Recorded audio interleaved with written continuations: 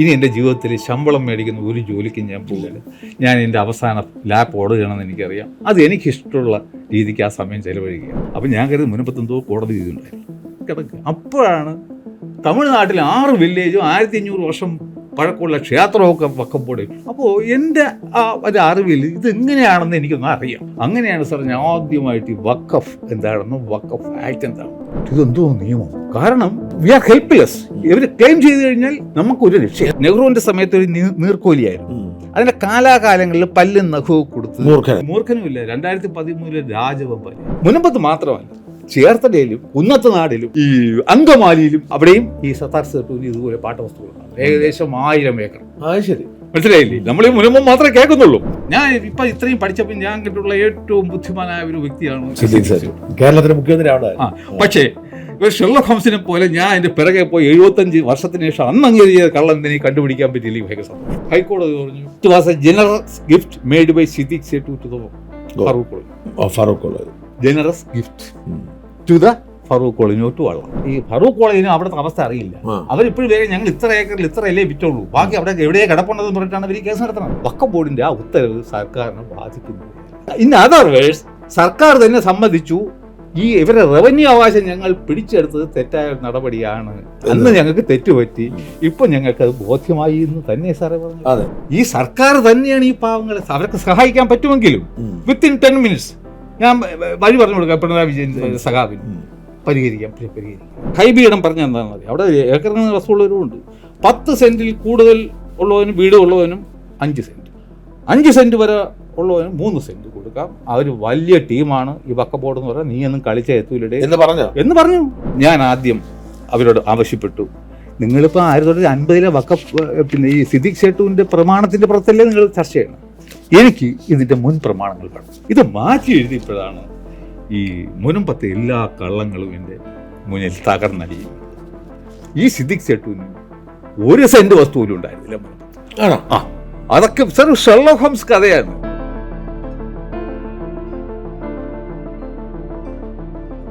നമസ്കാരം. മറുനാടൻ പോഡ്കാസ്റ്റിൻ്റെ ഏറ്റവും പുതിയ എപ്പിസോഡിലേക്ക് എല്ലാവർക്കും സ്വാഗതം. നമ്മളൊക്കെ കഴിഞ്ഞ കുറേ കാലമായി നിരന്തരം കേൾക്കുന്നൊരു വാക്കാണ് വഖഫ്.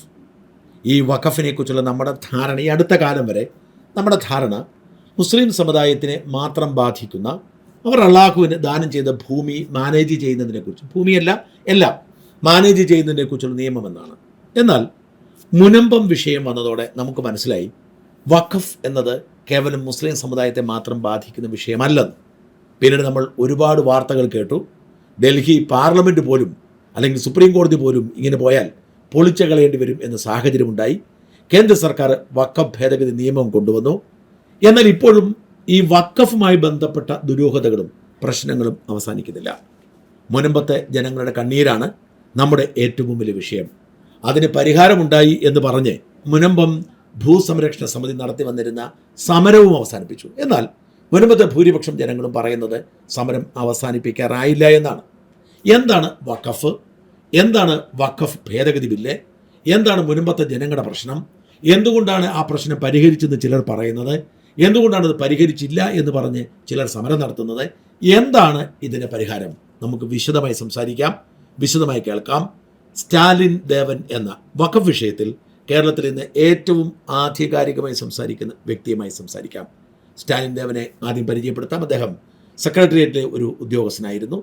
അദ്ദേഹം ഒരു അഭിഭാഷകനല്ല. പക്ഷേ ഏത് അഭിഭാഷകനേക്കാളും വഖഫിനെക്കുറിച്ച്, വഖഫ് ബോർഡിനെക്കുറിച്ച്, മുനമ്പം വിഷയത്തെക്കുറിച്ച് നന്നായി മനസ്സിലാക്കിയിരിക്കുന്ന ഒരു സാമൂഹ്യ പ്രവർത്തകൻ എന്ന് വേണമെങ്കിൽ പറയാം. മുഴുവൻ വിശദമായി തന്നെ വഖഫിലേക്ക് നമ്മൾ കടക്കുകയാണ്. നമസ്കാരം. നമസ്കാരം സർ. ആദ്യം അങ്ങേ പരിചയപ്പെടുത്തും. അങ്ങ് സെക്രട്ടേറിയറ്റിലെ ഒരു ഉദ്യോഗസ്ഥനായിരുന്നു. എങ്ങനെയാണ്? പണ്ട് ഞാൻ കേട്ടിട്ടുണ്ട് അങ്ങ് ആദ്യം അവിടെ സെക്യൂരിറ്റി ഗാർഡായിരുന്നു അല്ലേ? എങ്ങനെയാണ് എൻ്റെ ഹിസ്റ്ററി പറയാം സാർ. എൻ്റെ അച്ഛൻ വലിയൊരു മാർക്സിസ്റ്റ് പ്രവർത്തകനായിരുന്നു. അതുകൊണ്ട് എന്നെ ബൈ കാസ്റ്റ് ഞാൻ നായരാണ്. എന്നാലും അച്ഛൻ അന്ന് എനിക്ക് കിട്ടിയ പേര് സ്റ്റാലിനായിരുന്നു. എനിക്ക് പറ്റിയില്ലെങ്കിൽ എൻ്റെ മകനിൽ കൂടി ഇവിടെ അത്രയും സോഷ്യലിസം കൊണ്ടുവരാമെന്ന് അച്ഛൻ വിചാരിച്ചു. അങ്ങനെ സ്റ്റാലിൻ ഇപ്പോഴും പലരും ഞാൻ ക്രിസ്ത്യാനാണെന്ന് ക്രിസ്സംഗി എന്നൊക്കെ വിളിക്കാറുണ്ട്. എന്തായാലും ഞാൻ പഠിക്കാൻ നല്ല മിടുക്കനായിരുന്നു. പക്ഷെ കണക്കിൽ ഞാൻ അങ്ങേയറ്റം പൂർവ്വമായിരുന്നു. അപ്പോൾ അന്ന് SLCക്ക് 1980 472 മാർക്ക് എനിക്ക് ഉണ്ടെങ്കിലും എൻ്റെ കണക്കിൻ്റെ മാർക്ക് 68 മാത്രം. എൻ്റെ കൂട്ടുകാർക്കൊക്കെ അന്ന് 99 100 മാർക്കാണ്. അപ്പോൾ എനിക്കിവിടെ കണക്കിൽ കൂടെ ഞാൻ മിടുക്കനായിരുന്നുവെങ്കിൽ ഞാൻ അന്ന് കേരളത്തിൽ 1-ാം റാങ്കാരനാണ്. ബാക്കി മാർക്ക് നോക്കുമ്പോൾ സാറിനറിയാലോ അന്നത്തെ മാർക്കിൻ്റെ വില. അതിനുശേഷം പിന്നെ എന്നെ ഡോക്ടറോ എഞ്ചിനീയറോ ആക്കിയേ പറ്റൂ എൻ്റെ അമ്മയ്ക്ക്. അന്ന് ഈ 2 ജോലി ആൾക്കാർക്ക് അറിയാവൂ, അച്ഛനമ്മമാർക്ക്. എൻ്റെ മോനെ ഡോക്ടറാക്കണം അല്ലെങ്കിൽ എഞ്ചിനീയർ. അങ്ങനെ വന്നിട്ട് എനിക്ക് ട്രിവാൻഡ്രത്ത് ഏത് കോളേജിൽ അഡ്മിഷൻ കിട്ടും. മാറവനസിൽ കിട്ടി, എം ജിയിൽ കിട്ടി, ആർട്സ് കോളേജിൽ കിട്ടി. അങ്ങനെ അവരാണ് തീരുമാനിക്കുക, ഞാനല്ല. ആർട്സ് കോളേജിൽ കൊണ്ട് ചേർത്തു. അപ്പോൾ അന്നാണ് ആദ്യമായിട്ട് ഈ PDC ഈ പ്രീ ഡിഗ്രി എടുത്ത് മാറിയിട്ട് ബോർഡ്. അപ്പോൾ ഞാൻ ഫസ്റ്റ് ബസ്സിൽ എന്നെ വീട്ടിൽ നിന്ന് വിടും, വിക്ടറി കോളേജിൽ ട്യൂഷൻ. അതിനുശേഷം ഉച്ചവരെ ആർട്സ് കോളേജിൽ. അതിനുശേഷം എനിക്ക് പ്രീ ഡിഗ്രി ഞങ്ങളുടെയൊക്കെ കാലത്തൊക്കെ പ്രീ ഡിഗ്രി ആയിരുന്നല്ലോ. അല്ല സാർ, ആദ്യമായിട്ട് മാറിയ ആ സമയത്ത് ആണോ? പ്രീ ഡിഗ്രി സെപ്പറേറ്റ് ആയിട്ട് വന്ന ഒരു ഇതുണ്ടല്ലോ സാർ, ഈ ഷിഫ്റ്റ് ഉച്ചവരെ അങ്ങനെ ഒരു മാറ്റം. അല്ലാതെ +2 ആക്കിയതല്ല. അല്ലല്ലോ. അപ്പോൾ രാവിലെ ചോറും കിട്ടിയാണ് പോകുന്നത്. അവിടെ നിന്ന് ഉച്ചയ്ക്ക് ആർട്സ് കോളേജിൽ നിന്ന് ക്ലാസ് കഴിഞ്ഞിട്ട് നേരെ പിന്നെ മോഹന സാർ വന്ന് SN കോളേജിലെ ഫിസിക്സ് പ്രൊഫസർ, അദ്ദേഹത്തിൻ്റെ വീട്ടിൽ പോയി ഞാൻ ചോറൊക്കെ കൊണ്ടിട്ട് അവിടെ ഇരിക്കും. സാറ് വരുന്നത് അപ്പോൾ 5 മണിക്ക് ശേഷമാണ് എല്ലാ വിദ്യാർത്ഥികളും വരും. ഞങ്ങൾ ആ ക്ലാസ് കഴിഞ്ഞിട്ട് ഒരു 7 മണിയോടുകൂടി അടുത്ത് എൻ്റെ ഒരു സുഹൃത്തിൻ്റെ വീട്ടിലാണ് അടുത്ത കെമിസ്ട്രി, അവൻ ഇപ്പോൾ ഡോക്ടർ. അവിടെ പോയിട്ട് ഞാൻ ഏകദേശം ഒരു 10 മണിയൊക്കെ ആകുമ്പോഴാണ് വീട്ടിലെത്തുന്നത്. അപ്പോൾ അമ്മയുടെ ഈ ഡോക്ടറാക്കാനുള്ള വ്യഗ്രതയിൽ എനിക്ക് ഈ പഠിത്തമേ ഞാനങ്ങ് വെറുത്തുപോയി. അതുമല്ല, അന്ന് നമുക്ക് എനിക്ക് 77 മാർക്കുണ്ടായിരുന്നു SLC ഇംഗ്ലീഷ് മാത്രം. പക്ഷേ ഈ ആർട്സ് കോളേജിലൊക്കെ പോകുമ്പോൾ അവിടെ ഈ പറയുന്ന ഇംഗ്ലീഷൊന്നും നമുക്ക് പെട്ടെന്ന് ഗ്രാസ്പ് ചെയ്യാൻ പറ്റില്ല. ഒരു സ്ഥലം മാർക്ക് കിട്ടി, പക്ഷെ ഇവിടെ പഠിക്കാൻ പറ്റും.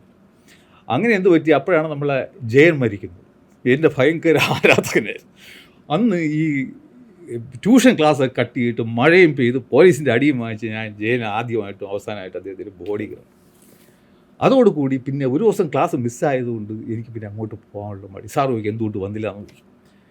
അങ്ങനെ പിന്നെ എന്നെ 1-ാം ക്ലാസ്സിലെ പിള്ളേരെ ചേർക്കുന്നതൊക്കെ എൻ്റെ അമ്മയും അച്ഛനും കൂടെ കൂട്ടും, നീ ഇവിടെയൊക്കെ വീണ്ടും ഇത് പറഞ്ഞിങ്ങനെയാണ് പറ്റിപ്പോയെന്ന് ഞാൻ എനിക്ക് എങ്ങനെയെങ്കിലും രക്ഷപ്പെട്ടാൽ മതി. അങ്ങനെയാണ് 18ാമത്തെ വയസ്സിൽ ഞാൻ ഇന്ത്യൻ എയർഫോഴ്സിൽ ചെയ്തത്. ഞങ്ങൾ 127ഓളം പേരെ അന്ന് കയറി. അതിൽ അന്നും SLCക്ക് ഏറ്റവും കൂടുതൽ മാർക്ക് എനിക്കായിരുന്നു. അപ്പോൾ അവിടെ ചെന്നപ്പോൾ എനിക്ക് നല്ലൊരു ട്രേഡ് വന്നു. എന്താണ്? ഇലക്ട്രോണിക്സ്.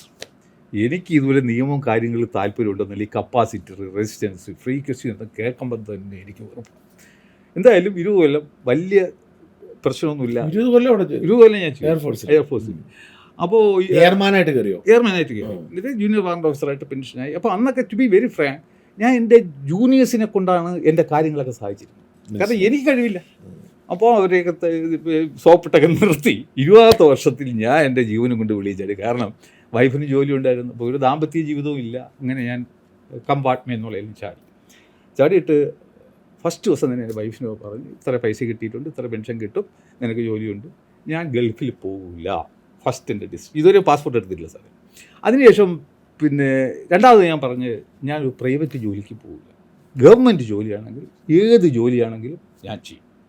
അങ്ങനെ ഇരുന്നിട്ട് അപ്പോൾ ഞാൻ കുറേ പശുവിനെയൊക്കെ വാങ്ങിച്ച് കെട്ടി കുത്തിയിലേ പോത്തൻകോട്. അപ്പോൾ പശു ശാസ്ത്രീയമായിട്ട് പശു. അപ്പോൾ തന്നെ ഞാൻ സെൻട്രൽ സ്കൂളിലെ സെക്രട്ടറി, കുട്ടികളുടെ സെൻട്രൽ സ്കൂളിലായിരുന്നു, എക്സർവീസ്മെൻ്റെ സെക്രട്ടറി, കരയോഗം വൈസ് പ്രസിഡൻറ്റ്.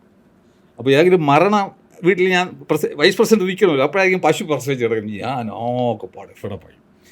അപ്പോൾ ഞാൻ എൻ്റെ വൈഫിനോട് പറഞ്ഞു. അപ്പോൾ അതുവരെ എന്ത് ചെയ്തെന്ന് വെച്ച് കഴിഞ്ഞാൽ, എവിടെയാണ് PSC ആപ്ലിക്കേഷൻ കൊണ്ട് തരുന്നത്, ഒപ്പിടണം. ഞാൻ ഒപ്പിട്ട് കൊടുക്കും. അപ്പോൾ ഇതിനകത്ത് SIയുടെ 3 PSC വിളിച്ച് കൊണ്ടുപോകും. അപ്പോൾ ഞാൻ പറഞ്ഞു, ഞാനിത് എനിക്ക് കിട്ടിയാൽ ഞാൻ പോകും. കാരണം എന്നെ ഒരാഴ്ചയിൽ കൂടുതൽ അഥവാ SI ആയാൽ പോലും അവിടെ ആരും ഇരുത്താൻ പോകില്ല. അപ്പോൾ എന്നെ അങ്ങോട്ടും ഇങ്ങോട്ടും ഒക്കെ മറ്റത്താടി എൻ്റെ സ്വഭാവം അങ്ങനെയുണ്ട്, ഞാൻ പ്രതികരിക്കും. ഈ കള്ളത്തിനോടൊപ്പം എനിക്ക് കൂട്ടിക്കാൻ പറ്റില്ല. അപ്പോൾ എൻ്റെ മനസ്സമാധാനം പോകും, നിൻ്റെ മനസ്സമാധാനം. അതുകൊണ്ട് ഈ ആപ്ലിക്കേഷൻ വേണ്ടെന്ന് പറഞ്ഞാൽ SIയുടെ ആപ്ലിക്കേഷൻ 3 ചാൻസ് ഉണ്ട്, ഞാൻ അയച്ചിട്ട്. അപ്പോൾ കുറച്ച് നാളിങ്ങനെ പോയപ്പോൾ എനിക്ക് ഈ എപ്പോഴും ചാണകമൊക്കെ നാറി പിന്നെ ഒരു അവസ്ഥയിലാണ്. എങ്ങനെയെങ്കിലും പശുക്കളെ ഡിസ്പോസ് ചെയ്യണം. അപ്പോൾ ഞാൻ അവളോട് അപ്പോൾ നഷ്ടം അത്രയും അവൾക്ക് അറിയാം. പിന്നെ ഞാൻ മദ്യപിക്കുമായിരുന്നു, ചീട്ട് കളിക്കാനൊക്കെ പോകും. അപ്പോൾ ഞാൻ പറഞ്ഞു, നീ ആപ്ലിക്കേഷൻ അയച്ചേക്കില്ലേ, ഞാൻ പഠിക്കാൻ പോകും. അപ്പോൾ ഞാൻ പശുവിനൊക്കെ വിൽക്കാം. അപ്പോൾ നമുക്കറിയാം ഒരു പശുവെങ്കിലും ഇല്ലെങ്കിൽ കീഴിൽ കൈവിട്ടു പോകും, സ്മാൾ അടിയും ചീട്ടുകളി ഏറ്റൊക്കെ പോക്കളയും. അതുകൊണ്ട് ഒരു പശുവിനെങ്കിലും നിർത്തും. അപ്പോൾ ഞാൻ പറഞ്ഞില്ല, 1 9 ഒക്കെ ഒപ്പം തന്നെ ഞാൻ എല്ലാത്തിനും ഡിസ്പോസ് ചെയ്യും. ശരി ആയിക്കോ. അവിടെ എപ്പോഴും എൻ്റെ ഒരാഗ്രഹത്തിനും എതിര് നിൽക്കില്ല. അല്ലെങ്കിൽ മുനമ്പം വിഷയത്തിൽ സാധാരണ സ്ത്രീയാണെങ്കിൽ പോകണ്ടെന്ന് പറയും. കാരണം ഇപ്പോൾ പലരുടെയും ശത്രുക്കളാണ്. അപ്പോൾ അത് കഴിഞ്ഞപ്പോൾ എനിക്കും അവളുടെ ഒരു വിധേയത്വം, ഈ പാവം ഒരുപാട് നഷ്ടമൊക്കെ വന്നിട്ടും അവൾ തന്നെ ഈ അപേക്ഷയൊക്കെ അയച്ചിരിക്കില്ല എന്ന് പറഞ്ഞിട്ട് ഞാൻ അപ്പോൾ ഉച്ചയ്ക്ക് ഉണ്ണാൻ അവൾ വീട്ടിൽ വരുമോ, തൊട്ടടുത്ത സ്കൂൾ. അപ്പോൾ ഇവൾ ഉച്ചയ്ക്ക് ഉണ്ണാൻ വരുമ്പോഴേക്കും ഞാൻ പഠിക്കണമെന്ന് അവളെ കാണിക്കാൻ വേണ്ടി ഞാൻ ബുക്കുകളൊക്കെ ആയിട്ട് ഇങ്ങനെ ഇരിക്കുക.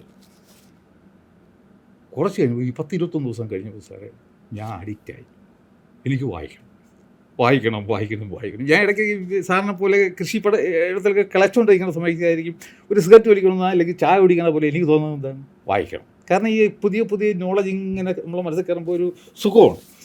അങ്ങനെയായിട്ടിത് ഞാൻ അതിലേക്ക് അങ്ങ് മൊഴി. അപ്പോൾ ഇംഗ്ലീഷിൻ്റെ സെക്രട്ടേറിയറ്റ് സെക്കൻഡ് പാർട്ടുണ്ട്, എ പാർട്ടും ബി പാർട്ടാണ് ഇംഗ്ലീഷ് എഴുത്തും, പ്രസി എഴുത്തും, പാരഗ്രാഫ് എഴുത്തും. അപ്പോൾ അത് ഞാൻ പഠിച്ചതേ ഇല്ല. എ പാർട്ടിന് വേണ്ടി ഏത് രാജാവ്, എന്നത്തെ യുദ്ധം, മറ്റത് അങ്ങനെയുള്ള കാര്യങ്ങൾ മാത്രം കവർ ചെയ്തിട്ട് എനിക്ക് ആദ്യം കിട്ടിയ ജോലി സെക്രട്ടറിയേറ്റ് സെക്യൂരിറ്റി ഗാർഡായിട്ട്. PSC ആദ്യമായിട്ടാണ് അവിടെ പരീക്ഷ നടത്തിയത്. അപ്പോൾ എനിക്ക് സെക്രട്ടറി. അതിനു മുമ്പ് തന്നെ ഈ പരീക്ഷ എഴുതിയിരിക്കുകയാണ്, സെക്രട്ടറിയേറ്റ് അസിസ്റ്റൻ്റ് പരീക്ഷ എഴുതിയിട്ടുണ്ട്. അപ്പോൾ എൻ്റെ തൊട്ടയലൊക്കെയുള്ള ഒരു ചേട്ടന് അതിൽ 27ാമത്തെ റാങ്ക്, എനിക്ക് 2ാമത്തെ റാങ്ക് ഗാർഡായിട്ട്. അപ്പോൾ പുള്ളി എന്നോട് ചോദിച്ചു, എടാ നീ മറ്റേ പരീക്ഷ എഴുതുന്നതിന് കിട്ടൂലേ? ഞാൻ പറയുന്നത് 100% കിട്ടും. I was so confident. അത് പിന്നെ ബ്രില്യൻസിൻ്റെ രാജീവ് സാറിന് അറിയാം. എനിക്കായിരിക്കും മിക്കവാറും ഫസ്റ്റ് റാങ്ക് എന്ന് അവിടുത്തെ ക്ലാസ്സിൽ പറഞ്ഞ വ്യക്തിയാണ് ഞാൻ. അപ്പോൾ ഞാൻ പറഞ്ഞാൽ ഞാൻ പോകും. പക്ഷെ അപ്പോൾ പിന്നെ നിനക്ക് മറ്റത് കിട്ടിയ ആൾക്കാർ നിന്നെ ആ കണ്ണിലൂടെ നോക്കും. അപ്പോൾ ഞാൻ പറഞ്ഞില്ല, ഇരിക്കേണ്ടവൻ ഇരുന്നാൽ ചുരക്കേണ്ടവൻ ചുരം. ഇതേ റിപ്ലൈയാണ് ഞാൻ തന്നെ കൊടുത്തു. അതിനുശേഷം ഞാൻ അവിടെ പോയി സെക്യൂരിറ്റി ഗാർഡായിട്ട് ജോയിൻ ചെയ്തു. എനിക്ക് എങ്ങനത്തെ പ്രശ്നമൊന്നുമില്ല, നമ്മൾ ആരെയും മോട്ടിക്കുന്നില്ല. എത്ര കാലം ചെയ്തത്? ഈ സെക്യൂരിറ്റി ഗാർഡ് ജോലി കയറിയതിന് ശേഷം എത്ര മാസം കഴിഞ്ഞിട്ടാണ്? 6 മാസം കഴിഞ്ഞു. 6 മാസം കഴിഞ്ഞ് കിട്ടി. 6 മാസം കഴിഞ്ഞിട്ട് അതിൻ്റെ സെക്രട്ടറി അസിസ്റ്റൻ്റായിട്ട് കയറി. എത്ര കാലം സെക്രട്ടറി സേവനം അനുഷ്ഠിച്ചു? പിന്നെ 2016 മുതൽ 21 വരെ 16 വർഷം. 2006 മുതൽ 21 വരെ 16 വർഷം. 16 വർഷം. അപ്പോൾ 20-36 വർഷം സേവനം ചെയ്തു മൊത്തം. പിന്നെ എന്നിട്ട് ഏത് തസ്തികയിലാണ് റിട്ടയർ ചെയ്യുന്നത്? Under secretary. അപ്പം പ്രൊമോഷൻ, ഈ സർവീസ് കുറവായിട്ടും പ്രൊമോഷൻ കിട്ടിയ ഫിനാൻസ് അക്കൗണ്ട് ഫാസ്റ്റായിട്ട് കിട്ടും. അങ്ങനെ കിട്ടി. നമ്മളല്ലേ ഞങ്ങളെ ലിസ്റ്റിലെ ഫസ്റ്റ് കിടക്കില്ല. അപ്പം പെട്ടെന്നുള്ള അണ്ടർ റാങ്ക് ആയിരുന്നോ അന്നത്തെ ആ വർഷത്തെ? First rank. എന്നിട്ട് ഈ ഫിനാൻസിൽ തന്നെയാണ് ഫുൾ വർക്ക് ചെയ്തത്? ഫിനാൻസിൽ തന്നെ. പിന്നെ കുറച്ച് നാൾ എന്നെ വെളിയിലൊക്കെ അയച്ചു. ഞാനൊരു വിരുദ്ധനാണല്ലോ, ഞാൻ ഈ സംഘടന ചേരാത്തതുകൊണ്ട് എന്നെ വെളിയിൽ അടിച്ചായിരുന്നു കുറേ നാൾ. നമ്മൾ തമ്മിൽ കാണുന്നത് എനിക്ക് തോന്നുന്നു 2018 സാർ ആ വെള്ളപ്പൊക്ക സമയത്ത് പൈസ അടയ്ക്കാൻ മുഖ്യമന്ത്രിയെ കാണാൻ വന്ന സമയത്താണ്. അന്ന് അപ്പം റിട്ടയർ ചെയ്യുന്നത് 2021 2021. ഓക്കെ. ഈ റിട്ടയർ ചെയ്തതിന് ശേഷം എന്ത് ചെയ്യുമായിരുന്നു? എന്താണ് ജീവിതം? പിന്നെ ഞാൻ ഈ റിട്ടയർമെൻറ്റ് തൊട്ട് തലേ ദിവസം ഒരു ഫേസ്ബുക്ക് പോസ്റ്റ് ഇട്ടിരുന്നു. എൻ്റെ ജീവിതത്തിൽ ഞാൻ 17ാമത്തെ ഈ ശമ്പളത്തിന് വേണ്ടിയിട്ടുള്ള ജോലി തുടങ്ങിയതാണ്. ഇനി എൻ്റെ ജീവിതത്തിൽ ശമ്പളം മേടിക്കുന്ന ഒരു ജോലിക്കും ഞാൻ പോകില്ല. ഞാൻ എൻ്റെ അവസാന ലാപ്പ് ഓടുകയാണെന്ന് എനിക്കറിയാം. അത് എനിക്കിഷ്ടമുള്ള രീതിക്ക് ആ സമയം ചിലവഴിക്കുക എന്നുള്ള രീതിയിൽ ഞാൻ പോസ്റ്റ് വിട്ടിരുന്നു. അതുകൊണ്ട് എനിക്ക് വേറെ ഒരു ജോലിക്കും പോകണമെന്നുണ്ടായിരുന്നു. എനിക്ക് ഇഷ്ടമുള്ള കാര്യങ്ങൾ, വായനയാണെങ്കിൽ അല്ലെങ്കിൽ പാട്ട് കേൾക്കണം എന്നുള്ളതെങ്കിൽ എവിടെയെങ്കിലും യാത്ര പോകണം, അങ്ങനെയുള്ള എനിക്ക് ഞാൻ കൃഷി എനിക്കിപ്പോൾ ഒരുപാട് വസ്തുവൊന്നുമില്ല. 7 ഏക്കർ വസ്തു എൻ്റെ കുടുംബത്തിനുണ്ടായിരുന്നു, എല്ലാ സഹോദരിമാരും കൊടുത്തു. അതുകൊണ്ട് എനിക്കിപ്പോൾ കൃഷി ചെയ്യാനൊന്നുമില്ല. മുനമ്പത്തേക്ക് വരുന്നത് എങ്ങനെയാണ്? മുനമ്പത്ത് വരുന്നതിന് തൊട്ട് മുമ്പായിട്ട് സാർ എനിക്ക് അപ്പോഴാണ് എനിക്ക് ഷുഗർ കംപ്ലയിൻറ്റ് അറിയുന്നത്. പെട്ടെന്ന് ഞാൻ ഡൗൺ ആയിപ്പോയി, കൈയും കാലും ഒക്കെ കത്തും പോലെ കിടന്നു. അപ്പോൾ ഞാൻ കരുതി എൻ്റെ ജീവിതം അവസാനിക്കാനുള്ളതായിരിക്കും കമ്പാർട്ട്മെൻറ്റ്. അപ്പോൾ ഞാൻ കയറി കിടന്നു. ഒരാഴ്ച കഴിയുമ്പോൾ വൈഫ് ചോദിച്ചു എന്ത് കിടന്നു, നമ്മൾ ഡോക്ടറെ കാണാൻ പോകും. ഞാൻ പറഞ്ഞു ഇതൊക്കെ അങ്ങ് ശരിയാവും. അപ്പോൾ ഞാൻ കിടക്കുക 1.5 മാസം കിടന്നു അതേ ഇതിൽ. അപ്പോഴാണ് എൻ്റെ ഗൾഫിൽ ഇരിക്കുന്ന എയർഫോഴ്സുകാരൻ ഫ്രണ്ട് വന്നു. ഞങ്ങളിത് ഭയങ്കര ഇൻറ്റിമസി ആണല്ലോ, എയർഫോഴ്സുകാരാണ്. വീട്ടിൽ ആരുമില്ല. അപ്പോൾ ഞാൻ പറഞ്ഞു എനിക്ക് ഒട്ടും സുഖമില്ല. എന്ത് പറ്റി? ഞാൻ പറയും ഇതൊക്കെയാണ് എൻ്റെ സിംറ്റം. ഒരു ചീത്തയും പറഞ്ഞിട്ട് നിനക്ക് പഞ്ചാരയാണ്, എനിക്കൂടി ഞാൻ ട്രീറ്റ്മെൻറ്റ് നാളെ തന്നെ ഡോക്ടറെ പോയി കാണണം. പിറ്റേന്ന് ചെന്നപ്പോൾ ഇതൊക്കെ എത്ര ഹൈ ആകുമ്പോൾ ആ ഹൈയിൽ നിൽക്കുകയാണ് ഈ സംഭവം. അങ്ങനെ പോയി വൈഫ് പിന്നെ അപ്പോഴത്തെ അനന്തപുരി ഡോക്ടറെ പോയി ചികിത്സയിൽ കിടപ്പോൾ ചികിത്സയിൽ ഞാൻ കിടക്കുകയാണ്. അപ്പോൾ യൂട്യൂബിൽ കയറി എന്താണ് ഈ ഡയബറ്റിക് എന്നൊക്കെ പഠിച്ചുകൊണ്ടിരിക്കുകയാണ്. ആ ഡോക്ടർ എന്നെ അപ്രിഷ്യേറ്റ് ചെയ്തു. ഞാൻ പഠിച്ചതിൻ്റെ അടിസ്ഥാനത്തിൽ ഞാൻ തന്നെ സ്വന്തമായിട്ട് ചെയ്തു. അപ്പോൾ ഇപ്പോൾ ഈ മുനമ്പൊന്ന് ഞാൻ കേട്ടിട്ടുണ്ട്, പക്ഷെ ഞാൻ അതിൽ വലിയ താല്പര്യം എടുത്തില്ല. കാരണം എനിക്കറിയാം നമ്മുടെ ഭരണഘടന ആർട്ടിക്കിൾ 300A പ്രകാരം ഒരാൾക്ക് വസ്തു നഷ്ടപ്പെടണമെന്നുണ്ടെങ്കിൽ ഒന്നൊരു കോടതി ഉത്തരവ് നമുക്കെതിരെ വേണം. അല്ലെന്നുണ്ടെങ്കിൽ ലാൻഡ് അക്വിസിഷൻ, അവിടെ നിന്ന് കോമ്പൻസേഷൻ. അതല്ലാതെ ഒരു ഇന്ത്യൻ പൗരൻ്റെയും വസ്തു ആർക്കും എടുക്കാനോ പറ്റില്ല, നഷ്ടപ്പെടാനും പറ്റില്ല. അപ്പോൾ ഞാൻ കരുതി മുൻപത്തെന്തോ കോടതി വിധിയുണ്ടായിരുന്നു കിടക്കുക. അപ്പോഴാണ് തമിഴ്നാട്ടിൽ 6 വില്ലേജും 1500 വർഷം പഴക്കമുള്ള ക്ഷേത്രമൊക്കെ വഖഫ് ബോർഡ്. അപ്പോൾ എൻ്റെ ആ ഒരു അറിവിൽ ഇതെങ്ങനെയാണെന്ന് എനിക്കൊന്ന് അറിയാം. അങ്ങനെയാണ് സാർ ഞാൻ ആദ്യമായിട്ട് ഈ വഖഫ് എന്താണെന്നും വഖഫ് ആക്ട് എന്താണെന്നും. അപ്പോൾ പഴയ വഖഫ് ആക്ട് എടുത്ത് പഠിച്ചു. അത് ഞാൻ സ്റ്റാർട്ട് സ്റ്റഡിങ് ഫ്രം 1913, 1913 തൊട്ട് കൃത്യമായി ബ്രിട്ടീഷുകാരുടെ കാലത്താണ് അന്ന് തൊട്ട് മുസൽമാൻ ഇത് വഖഫ് ആക്ട്. പിന്നെ അങ്ങനെ 1923, പിന്നെ 1954, ഇതിനിടയ്ക്ക് നമ്മളൊന്നും അറിയാത്ത ഒരുപാട് വഖഫ് ആക്ടുകൾ ഇതിനകത്ത് വന്നിട്ടുണ്ട്. അപ്പോൾ പഠിച്ചപ്പോൾ ഞാൻ ആകപ്പാട് അന്തം വിട്ടു, ഇതെന്തോ നിയമം. കാരണം വി ആർ ഹെൽപ്ലെസ്. ഇവർ ക്ലെയിം ചെയ്ത് കഴിഞ്ഞാൽ നമുക്കൊരു രക്ഷയും. എന്താണ് പഴയ വഖഫ് ബോർഡിൻ്റെ പുതുക്കുന്നതിന് മുമ്പ് വഖഫിൻ്റെ മേജർ പ്രശ്നങ്ങൾ? സാർ ഈ സെക്ഷൻ 40 ഇപ്പോൾ എല്ലാവരും പറയായിരുന്നല്ലോ, ഈ സെക്ഷൻ 40 അതേ സെൻറ്റൻസ് ആയിട്ട് 1954 പിന്നെ ഈ വഖഫ് ആക്ടിലുണ്ട് ഉണ്ട്. പക്ഷേ അന്ന് ഇത് പ്രശ്നമില്ലായിരുന്നു. എന്താ, അന്ന് ഇവരെടുത്ത് നമുക്ക് സിവിൽ കോടതി പോകുന്നേ. അവിടെ നമ്മളെ എവിഡൻസ് സെക്ഷൻ 40 തന്നെ ഒന്ന് പറഞ്ഞേ. സെക്ഷൻ 40 എന്ന് വെച്ചാൽ വഖഫ് ബോർഡ് അവർക്ക് ഒരു വസ്തു വഖഫാണെന്ന് തോന്നിക്കഴിഞ്ഞാൽ ഏറ്റെടുക്കാം. അവർക്ക് അതിൻ്റെ അന്വേഷണങ്ങൾ നടത്തി അവർക്ക് വഖഫായി ഡിക്ലെയർ ചെയ്യാം. അതായത് ഒരു സ്ഥലം വഖഫാണെന്ന് തോന്നി അവർക്ക് അവരുടെ അന്വേഷണം നടത്തുക, അവർക്ക് പ്രഖ്യാപിക്കാം. പക്ഷേ സാർ ഇതുവരെ ആർക്കും അറിഞ്ഞു നടത്ത മറ്റൊരു കാര്യം കൂടെ ഉണ്ട്. നമ്മൾ ഈ വഖഫ് ആക്ടിൻ്റെ സെക്ഷൻ 4ഉം 5ഉം കൂടെ ഉണ്ട്, 40 മാത്രമല്ല. Section 40 is subject to section 4 and 5. 4 എന്ന് പറയുന്നതാണ് ഏതൊക്കെ നടപടികൾ പാലിച്ചുകൊണ്ടായിരിക്കണം ഒരു വസ്തുവിനെ വഖഫാക്കേണ്ടത്.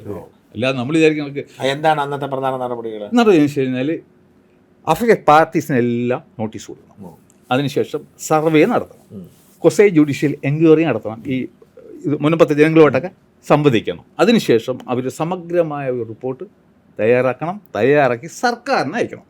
അപ്പോഴും വഖഫായില്ല. സർക്കാർ അത് ഗസറ്റിൽ നോട്ടിഫൈ ചെയ്യണം നിമിഷം മാത്രമേ അത് വഖഫാവൂ. നോട്ടിഫൈ ചെയ്തിരിക്കാമോ സർക്കാരിന്? ചെയ്യുന്നു. നോട്ടിഫൈ ചെയ്യാതിരിക്കാമോ? ഇവർ കൊടുക്കുന്ന സാധനം റിപ്പോർട്ട് സർക്കാരിന് വേണേ തള്ളാവോ? അല്ല, ചെയ്യണം. പക്ഷേ അപ്പോഴെന്താണ്, നോട്ടിഫിക്കേഷൻ വരണം നിമിഷം ആരെങ്കിലും അഗ്രീഡ് ആയിട്ടുണ്ടെന്നുണ്ടെങ്കിൽ, ഇപ്പോൾ സാറിൻ്റെ വസ്തു ആണെന്നുണ്ടെങ്കിൽ you can go to the Waqf tribunal. ഇപ്പോൾ സെക്ഷൻ 7 ഉണ്ട് വഖഫ് ആക്ടിൻ്റെ സെക്ഷൻ 7. ഇത് സാറായി ഇതിൽ പവർ ഓഫ് ദ ട്രൈബ്യൂണൽ എന്ന് പറയും. ഈ ട്രൈബ്യൂണലിന് പവർ എപ്പോഴും വരും ഈ നോട്ടിഫിക്കേഷൻ ഉണ്ടെങ്കിൽ മാത്രം. അപ്പോൾ ഇപ്പോൾ മുൻപത്തുകാർ കേസ് കൊടുത്തിരിക്കുക വഖഫ് ട്രൈബ്യൂണലിന് ആ കേസുകൾ കേൾക്കാനുള്ള ഒരു അധികാരമില്ല. കാരണം എപ്പോഴാണ് തുടങ്ങുന്നത്, നോട്ടിഫിക്കേഷൻ ഉണ്ടെങ്കിൽ മാത്രം. ഈ ഇവിടെ മുൻപത്ത് സംഭവിച്ചു, ഈ അണ്ണന്മാരെല്ലാം കൂടെ വഖഫ് ബോർഡിൽ ഇരുന്നിട്ട് ഒരു ഉത്തരം ടൈപ്പ് ചെയ്തു, ഇതിനെ ഞങ്ങൾ പ്രഖ്യാപിച്ചിരിക്കുന്നു. സർവേ ഇല്ല, കൊസൈ ജുഡീഷ്യൽ എൻക്വയറി ഇല്ല, ഈ വ്യക്തിക്ക് നോട്ടീസ് അയച്ചില്ല, സർക്കാരിന് റിപ്പോർട്ട് അയച്ചില്ല, സർക്കാർ ഗസറ്റിൽ പബ്ലിക്കേഷൻ നടത്തിയിട്ടില്ല. അത് മസ്റ്റാണ്. സുപ്രീം കോടതി ഒരുപാട് ജഡ്ജ്മെൻറ്റിൽ പറഞ്ഞിട്ടുണ്ട്. ഇതൊന്നും ചെയ്യാതെ ഈ അണ്ണന്മാർ സത്യം പറഞ്ഞാൽ അവർ പോലും അറിയില്ല, അവർക്ക് പോലും അറിയില്ല വഖഫ് ആക്ട് എന്താണ്. ഇത് അടിച്ചു വെച്ചിട്ട് 2022 വില്ലേജ് ഓഫീസർമാർക്ക് 2 കത്തയും CEO ഇത് ഞങ്ങൾ തീരുമാനിച്ചു, ഇനി അവർക്ക് യാതൊരു അവകാശങ്ങളും ഇല്ല, അവർ ടാക്സ് അടയ്ക്കാനൊക്കെ പറഞ്ഞ് ഓടിച്ച് വിട്ടോളാം പറഞ്ഞൊരു കത്തെഴുതി ഒരു കോപ്പി തഹസീൽദാർക്ക് കൊടുത്തു, ഒരു കോപ്പി ജില്ലാ കളക്ടർ. അപ്പോഴേ വില്ലേജ് ഓഫീസറാണ് ചെയ്തത്. അപ്പോഴേ ഈ ഇല്ലീഗലായിട്ടുള്ള ഈ കത്തിൻ്റെ അടിസ്ഥാനം കൊണ്ടുപാടെന്ന് പറഞ്ഞിട്ട് ഈ പാവങ്ങൾ ചെന്നപ്പോൾ അവരുടെ അവകാശങ്ങളെല്ലാം നശിപ്പിച്ചു. സാർ ഓർമ്മിക്കണം, ഒരു കോടതി ഉത്തരവിലൂടെ അല്ല അവർക്ക് ഈ അവകാശങ്ങൾ നഷ്ടപ്പെട്ടിരിക്കുന്നത്. CEO എഴുതിയ ഒരു പേഴ്സണൽ ലെറ്റർ, അത് റവന്യൂ വകുപ്പ് സ്വീകരിച്ചു കൊണ്ട് മാത്രമാണ് ഇവരുടെ അവകാശങ്ങൾ നഷ്ടപ്പെട്ടത്. അല്ല, അപ്പോൾ സിവിൽ കോടതി ഇപ്പോൾ അധികാരം എന്ന് വരെ ഉണ്ട്, എന്നാ എടുത്ത് കളയുന്നത്?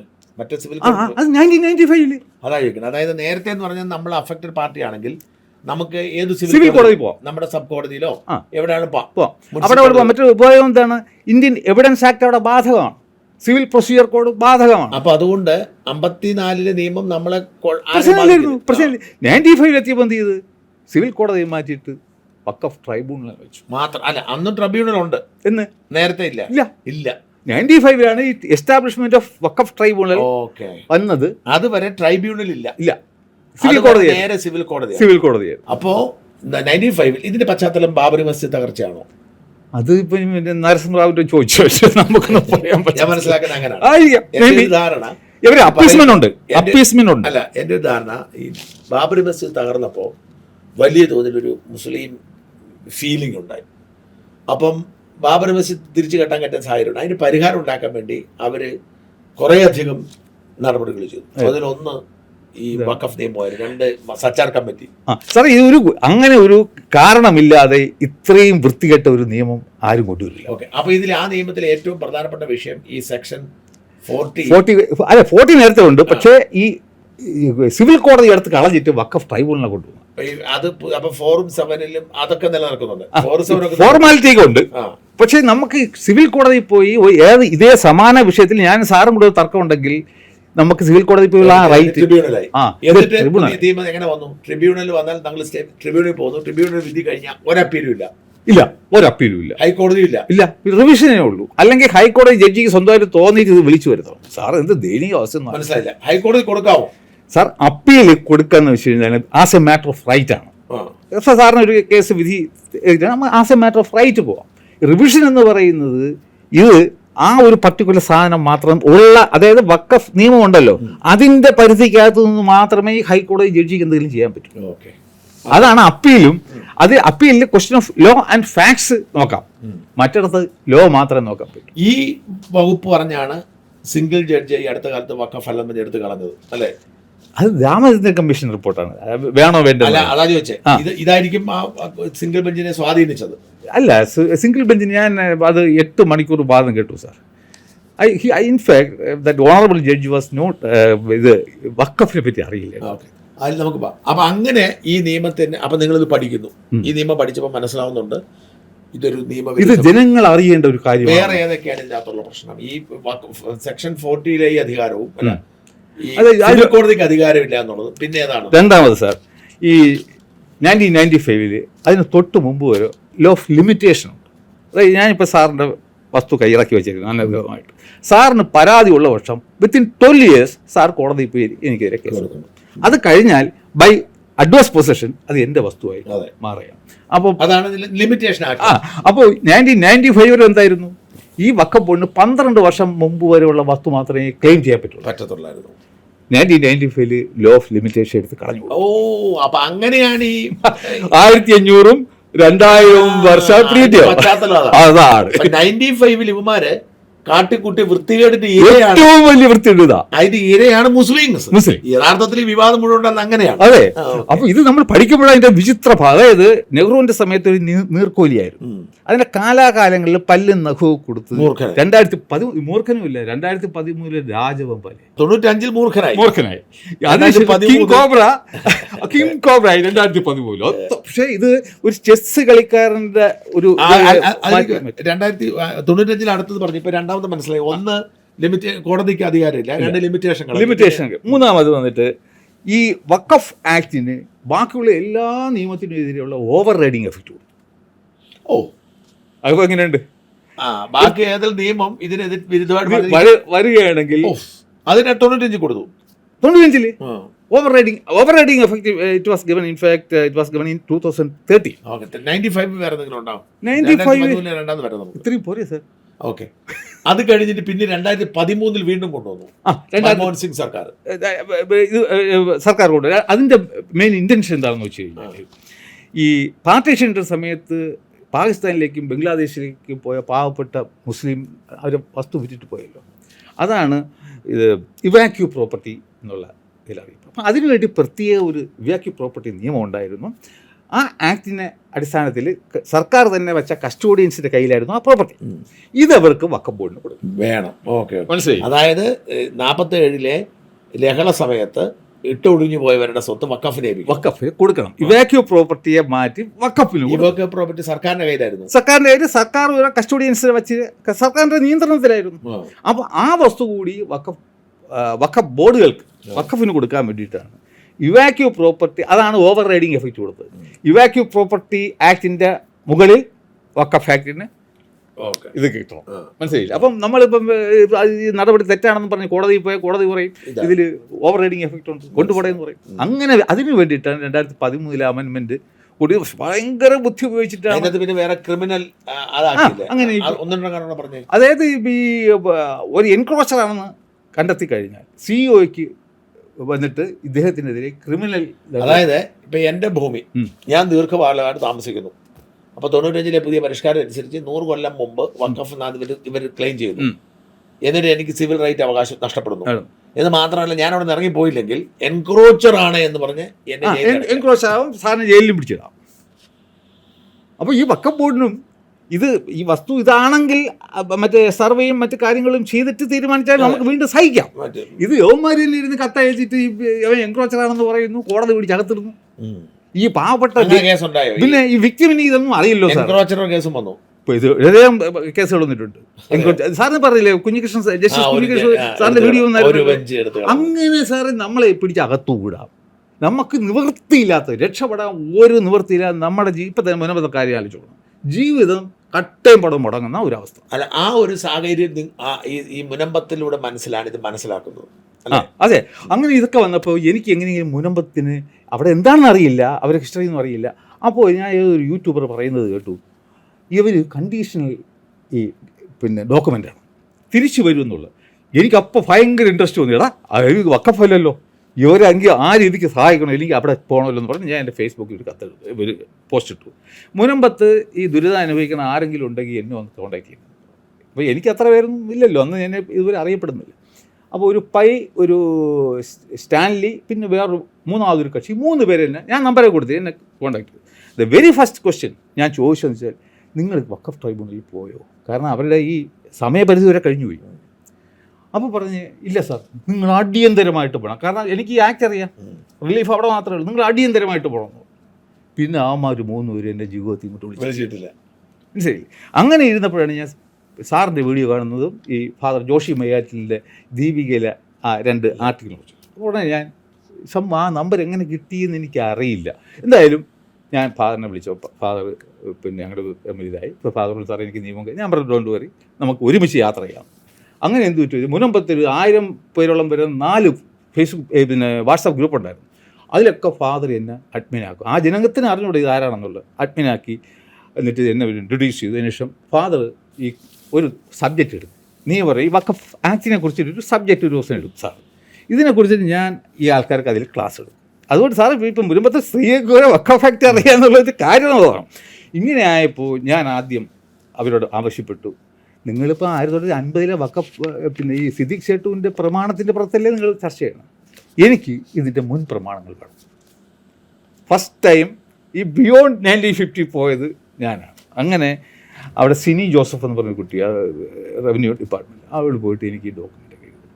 അപ്പോൾ എത്ര വർഷം, 1948 പ്രമാണമാണ്. അന്നത്തെ ലിപിയും ഈ നമ്മുടെ പ്രയോഗം ഉണ്ടല്ലോ, വായിച്ചെടുക്കാൻ പറ്റില്ല, അതും അതിൻ്റെ ഫോട്ടോ സ്റ്റാറ്റ്.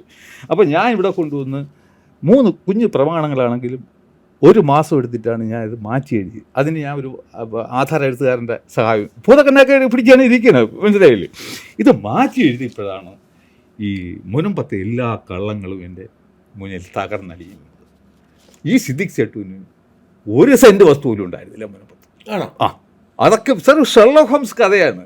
ഞാൻ അതിലേക്ക് വരാം, ചുരുക്കി ഒന്ന് പറഞ്ഞു. അതായത് 1900 നമ്മൾ പണ്ട് പറയുന്ന 1902 മഹാരാജാവ് പാട്ടത്തിനോട് അല്ല, 1915 മൂലം തിരുനാൾ മഹാരാജാവാണ് ഈ അബ്ദുൾ സത്താർ ഷെട്ടൂവിന് 404 ഏക്കർ വസ്തു പാട്ടത്തിനോട് വെറും പണ്ടാരവക വെറും പാട്ടം. അതിൻ്റെ അർത്ഥം എന്താണ്? പണ്ടാരവക എന്ന് അതാണ് സർക്കാരിൻ്റെ. അങ്ങനെ വീണ്ടും പറഞ്ഞുതരാം. അന്നത്തെ കാലത്ത് 3 ടൈപ്പ് ജമ്മികളേ ഉള്ളൂ. നമ്മൾ വിചാരിക്കുന്നതൊക്കെ നമ്മളെ അപ്പൂപ്പൻ്റെ അച്ഛനൊന്നും ഇവിടെ വസ്തുവൊന്നും ഉണ്ടായിരുന്നില്ല. ഉടമസ്ഥാവകാശം ഉണ്ടായിരുന്ന 3 ജന്മിമാർ, ദേവസ്വം ദേവൻ്റെ സ്വത്ത്, ബ്രഹ്മസ്വം ബ്രാഹ്മണരുടെ സ്വത്ത്, പണ്ടാരവക രാജ അത്രേ ഉള്ളൂ. ഈ 3 ജന്മിമാരേ ഉള്ളൂ. അപ്പം അവരൊന്ന് പാട്ടമൊന്നും ഈ ഒറ്റിയെന്നും ഒക്കെ പറഞ്ഞ് എടുത്തിട്ടാണ് ഈ ആൾക്കാർ കൃഷി ചെയ്തിരുന്നതും വീടുകളൊക്കെ കെട്ടി താമസിച്ചിരുന്നത്. സാറിൻ്റെ അപ്പൂപ്പൻ്റെ അച്ഛനും സ്വന്തമായിട്ട് വസ്തുവില്ലായിരുന്നു, എൻ്റെ അപ്പൂപ്പൻ്റെ അച്ഛനും സ്വന്തമായിട്ട് വസ്തുവില്ലായിരുന്നു. അതിനുശേഷം പിന്നെ മറ്റേ ആലപ്പുഴയിലെ കുട്ടനാട്ടിലെ മുരിക്കനൊന്നും അതിന് മുമ്പത്തൊന്നും ഇല്ലായിരുന്നു. അതിനുശേഷം 1865 മാഗ്നാ കാർട്ട, നമ്മളെ കേരള ഭൂനിയമത്തിൻ്റെ മാഗ്നാ കാർട്ട എന്നറിയപ്പെടുന്ന രാജകീയ വിളംബരം. അതിൽ ചില പാട്ടങ്ങൾക്ക് അവകാശം കൊടുത്തില്ല. ഈ പാട്ട കാലാവധി നീട്ടിയും കൊടുത്തു. അപ്പോൾ പെർമനൻ്റ് ആയിട്ട് നമുക്ക് അതിൽ ഇൻവെസ്റ്റ് ചെയ്യാൻ പറ്റും. അപ്പോൾ ഉടമസ്ഥാവകാശം കൊടുത്തില്ല. അപ്പോൾ 1915 ഈ സത്താർ ഷെട്ടൂവിന് മൂലം തിരുനാൾ മഹാരാജാവ് ഈ മുനമ്പത്തെ വസ്തു പാട്ടത്തിന് കൊടുത്തു. 400 പിന്നെ അതിൽ നമുക്ക് പറയുമ്പോൾ ഏകദേശം മൂലം തിരുനാൾ രാജാവിന്റെ ഒന്നും അല്ല, സാധാരണ കൊടുക്കുന്ന മാതിരി കൊടുത്തതാ. രാജാവിന്റെ സ്ഥലമൊന്നും അല്ല, രാജാവിന്റെ അല്ലേ, രാജാവിന്റെ സർക്കാരിന്റെ ആണല്ലോ, സർക്കാർ അങ്ങനെ കൊടുത്ത, അങ്ങനെ രാജാവ് ദാനം കൊടുത്ത. ആർക്കിപ്പം നമുക്കാണേലും, ഞാൻ അന്ന് ജീവിച്ച എനിക്കും ചിലപ്പോൾ പണ്ടാരവക വെറും പാട്ടോ, പണ്ടാരവക എന്ന് വെച്ചാൽ രാജ്യവക, സർക്കാർ വക. അപ്പൊ അത് കൊടുത്ത് പിന്നെ അദ്ദേഹത്തിന് ഒരു നിബന്ധന വെച്ചു, ഇതിന്റെ കിഴക്ക് ഭാഗത്ത് 150 അടി വീതിയുള്ള ഒരു തോടുണ്ട്, അതിനെ ഒന്നും ചെയ്യരുത്, അത് അതുപോലെ സംരക്ഷിക്കണം എന്നുള്ള നിബന്ധനയും വെച്ചുകൊണ്ട്. അപ്പൊ അത് എവിടെ, ആറല്ല, ഇതിന്റെ കിഴക്ക് വശത്തുള്ള കടല് ഒരു സൈഡിൽ ഇപ്പുറത്തുള്ള. അപ്പോൾ ഇത് നമുക്ക് എവിടെ നിന്ന് മനസ്സിലാക്കാമെന്ന് വെച്ച് കഴിഞ്ഞാൽ 1924 ഹുസൂർ കച്ചേരിയിൽ നിന്ന് ഒരു കത്ത് കൊച്ചി ദിവാൻ അയക്കും. അതിൽ പറയുന്നു ഈ പിന്നെ 1915 ഇങ്ങനെ സത്താർ സേട്ടുവിന് ഈ വസ്തു കൊടുത്തതായിട്ട് കോട്ടയത്തെ ദിവാൻ പേഷ്കർക്ക് അറിയിച്ചിരുന്നു എന്ന് ആ കത്തിൽ പറയുന്നു. ഈ കത്ത് എവിടെ നിന്ന് നമുക്ക് കിട്ടിയെന്നറിയാമോ? രാമിൽട്ടൺ കമ്മീഷൻ വന്നില്ലേ, ഇപ്പോൾ ഇതെല്ലാം കൂടെ കൊണ്ട് കമ്മീഷൻ്റെ ഫ്രണ്ടിൽ കൊണ്ട് തട്ടിക്കൊടുക്കും. നമ്മൾ അതിന് റൈറ്റ് ഇൻഫർമേഷൻ പ്രകാരം നമുക്ക് ആവശ്യമുള്ള എല്ലാം എടുത്തു. അങ്ങനെയാണ് ഈ രേഖ ആദ്യമായിട്ട്. അപ്പോൾ കമ്മീഷനെ കൊണ്ടുണ്ടായ ഒരേ ഒരു ഉപയോഗം എനിക്കും ജോഷി പാതാറിനൊക്കെ ഈ ഡോക്യുമെന്റ് എടുക്കാൻ പറ്റി, അല്ലെങ്കിൽ നമ്മൾ വിചാരിച്ചത് കിട്ടുമോ, ഇതാണ് അതിന് കിട്ടാനുള്ള കാരണം. അപ്പോൾ അതിനുശേഷം ഈ സത്താർ സേട്ടുവിന് 2 കുട്ടികളാണുണ്ടായിരുന്നു. ഒന്ന് റുക്കു ഭായ്. സത്താർ സേട്ടിന് എന്തിനു കൊടുത്തവര്? For reclamation and cultivation. ഈ വെള്ളമൊക്കെ വറ്റിച്ചെടുത്ത് ഭൂമിയാക്കിയതിന് ശേഷം അതിൽ കൾട്ടിവേഷന് വേണ്ടിയാണ് കൊടുത്തിരുന്നത്. അപ്പോൾ പണ്ടാരവക വെറും പാട്ടം, വസ്തു സർക്കാർ വകയായിട്ട് നിൽക്കും, ഇങ്ങനെ ആദായം എടുക്കും, കുറച്ച് എന്തെങ്കിലും രാജാവിന് കൊടുക്കും. അപ്പോൾ സത്താർ സേട്ടു 1900 സത്താർ സൂട്ടിൻ്റെ കയ്യിൽ ഇരുന്നിട്ട് അദ്ദേഹത്തിനുണ്ടായിരുന്ന ഒരു കരീം സേട്ടു എന്ന് പറയുന്ന മകനും റുക്കു ഭായി എന്ന് പറയുന്ന ഒരു സ്ത്രീയാണ്. ഈ റുക്കു ഭായിയുടെ മകൻ്റെ മകളാണ് ഈ ഷംസാർ ഹുസൈൻ. അത് പക്ഷെ നമുക്ക് അവർ ഈ ഇതിലോട്ട് വരുന്നില്ല, മോനം പോയിട്ട് ബന്ധമില്ല, അവരിടയ്ക്കിടയ്ക്ക് കോൺടാക്ട് ചെയ്യാറുണ്ട്. അപ്പോൾ പിന്നെ വന്നിട്ട് കരീം സേട്ടു ആണ്. അപ്പോൾ കരീം സേട്ടു കുറച്ചാൾ കഴിഞ്ഞപ്പോൾ ഈ 1924 ഈ സത്താർ സേട്ടു തൻ്റെ വസ്തുക്കളൊക്കെ പിന്നെ വിൽപ്പത്രം എഴുതുകയാണ്. ഇവർ മുസ്ലിങ്ങൾക്ക് മരണശേഷമാണ് ഇത് വരുന്നത്. അപ്പോൾ എന്ത് പറ്റി, 1924 വിൽപ്പത്രം എഴുതുന്നതിന് മുമ്പ് തന്നെ അദ്ദേഹത്തിൻ്റെ ഏക മകനെ കരീം സേട്ടു മരിച്ചു പോയി. പക്ഷെ കരീം സേട്ടിന് ഒരു മൈനറായ മകനുണ്ടായിരുന്നു, മൂസ സേട്ട്. അല്ല 4 സഹോദരിമാരും ഈ മൂസയ്ക്ക് ഉണ്ടായിരുന്നു. അപ്പോൾ അദ്ദേഹം 1924 ഈ വിൽപ്പത്രം എഴുതിയ സമയത്ത് ഈ ചെറുകുട്ടിയുണ്ടല്ലോ മൈനർ, അവന് വേണ്ടി പ്രത്യേകം വസ്തുക്കൾ, കരീമിൻ്റെ മകൻ കുറച്ച് വസ്തു അവനും എഴുതി. അദ്ദേഹം വന്നിട്ട് 1940 മരിക്കും. മകൻ അല്ല, സത്താർ സേട്ട്. എല്ലാം കഴിഞ്ഞു പോയി. പക്ഷേ അദ്ദേഹത്തിൻ്റെ ഒരു നല്ലൊരു വ്യക്തിയായിരുന്നു. കാരണം എന്താണ് സാറേ, ഈ പാട്ടവസ്തുവിനെ ഈ ഭാഗവത്രത്തിൽ പെടുത്തിയതേ ഇല്ല. കാരണം it has to go back to the Raja. അപ്പോൾ അത് എന്നിപ്പോൾ എന്ത് പറ്റി, ഈ പിന്നെ അദ്ദേഹം മരിച്ചതിന് ശേഷം ഈ പയ്യൻ വലുതായി, മൂസ സേട്ടു കല്യാണം കഴിച്ചു. ആ പാവത്തിനൊരു മകളുണ്ടായി, ആമിന എന്നാണ് പേര്. 2 വർഷം കഴിഞ്ഞപ്പോൾ ഈ ആമിനയുടെ ഉമ്മ മരിച്ചു. 1938 ജനിക്കുന്നു, 40 ആയപ്പോൾ അവർക്ക് അവളുടെ ഉമ്മയെ നഷ്ടപ്പെട്ടു. 5 വർഷം കഴിഞ്ഞ് 1945 അവളുടെ ബാപ്പയും മരിക്കും. മനസ്സിലായി നമുക്ക്, when she was 7 years old. അപ്പോൾ സ്വാഭാവികമായിട്ടും ആ കുട്ടിയുടെ അമ്മാവൻ ഈസാ സേട്ടു എന്ന് പറയുന്ന മനുഷ്യൻ അഞ്ചിക്കമേൽ കോടതി പോയി, അന്നത്തെ ഡിസ്ട്രിക്ട് കോടതി. അവിടെ പോയിട്ട് പറഞ്ഞു, ഈ കുട്ടി അവളുടെ ശരീരത്തിനും സ്വത്തുക്കൾക്കും രക്ഷാകർത്താവായിട്ട് എന്നെ നിയമിക്കണം. വേറെ ആരെങ്കിലും പോയി ചോദിച്ചാൽ ഒരു പെൺകുട്ടിയുടെ ശരീരത്തിന് ഇത് കൊടുക്കുമോ സാർ? അത് കാരണം ആ ചോദിക്കുന്നത് അത് ഭാവിയിൽ പ്രസക്തിയുണ്ട്. അപ്പോൾ അദ്ദേഹത്തിന് കോടതി പറഞ്ഞു. അപ്പോൾ അതിൽ പിന്നെ എ പട്ടികയായിട്ട് ഈ മൂസ സേട്ടുവിന് ഭാഗപത്ര പ്രകാരം എഴുതി വെച്ചിട്ടുണ്ടല്ലോ അപ്പൂപ്പൻ, അതിൻ്റെ ഭാഗം കിട്ടണം. അത് ഇന്ന വസ്തുക്കളാണ് ഉള്ള 50% വസ്തു അവർക്ക് കിട്ടണം, 50% 4 സഹോദരിമാർക്കും പോകും എന്ന് പറഞ്ഞാൽ എ പട്ടികയായിട്ടും. ബി പട്ടികയായിട്ട് ഉമ്മ മരിച്ച ഉമ്മയുടെ സ്വത്തുക്കൾ ഭാഗം വെച്ചതിൽ അവർക്കുള്ള വസ്തുക്കൾ ഏതാണെന്ന് വ്യക്തമായിട്ട് പറയും. ഇതിന് 2ൻ്റെയും ഗാർഡിയൻ തന്നെ ആക്കണം എന്ന് പറഞ്ഞിട്ടായിരുന്നു കോടതി അംഗീകരിച്ചു. ഇതിനൊരു ഇഞ്ചക്ഷൻ കൊടുക്കും. അതായത് കോടതിയുടെ അറിവോ സമ്മതമോ ഇല്ലാതെ ഈ കുട്ടിയുമായിട്ട് ബന്ധപ്പെട്ട ഒരു വസ്തുവിലും യാതൊരുവിധ കാരണങ്ങളും വിൽക്കാൻ മാത്രമല്ല ഒരു കാരണവും എന്തെങ്കിലും തൊട്ട് നോക്കണമെങ്കിൽ കോടതിയുടെ പ്രശ്നം.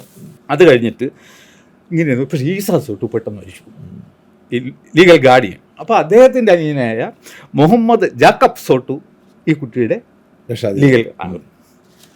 അപ്പോഴാണ് അപ്പോൾ എന്തൊരു 1940 ഇദ്ദേഹം എനിക്ക് എന്തോ കുഴപ്പമുണ്ടായിരുന്നു, എല്ലാവരും മരിക്കുക. എന്തായാലും അപ്പോൾ സത്താർ സെട്ടും മരിച്ചു, ഈ പിന്നെ അതിനുശേഷം മൂസ സെട്ടും മരിച്ചു. അപ്പോൾ ഈ പാട്ടവസ്തു എന്ത് ചെയ്തു?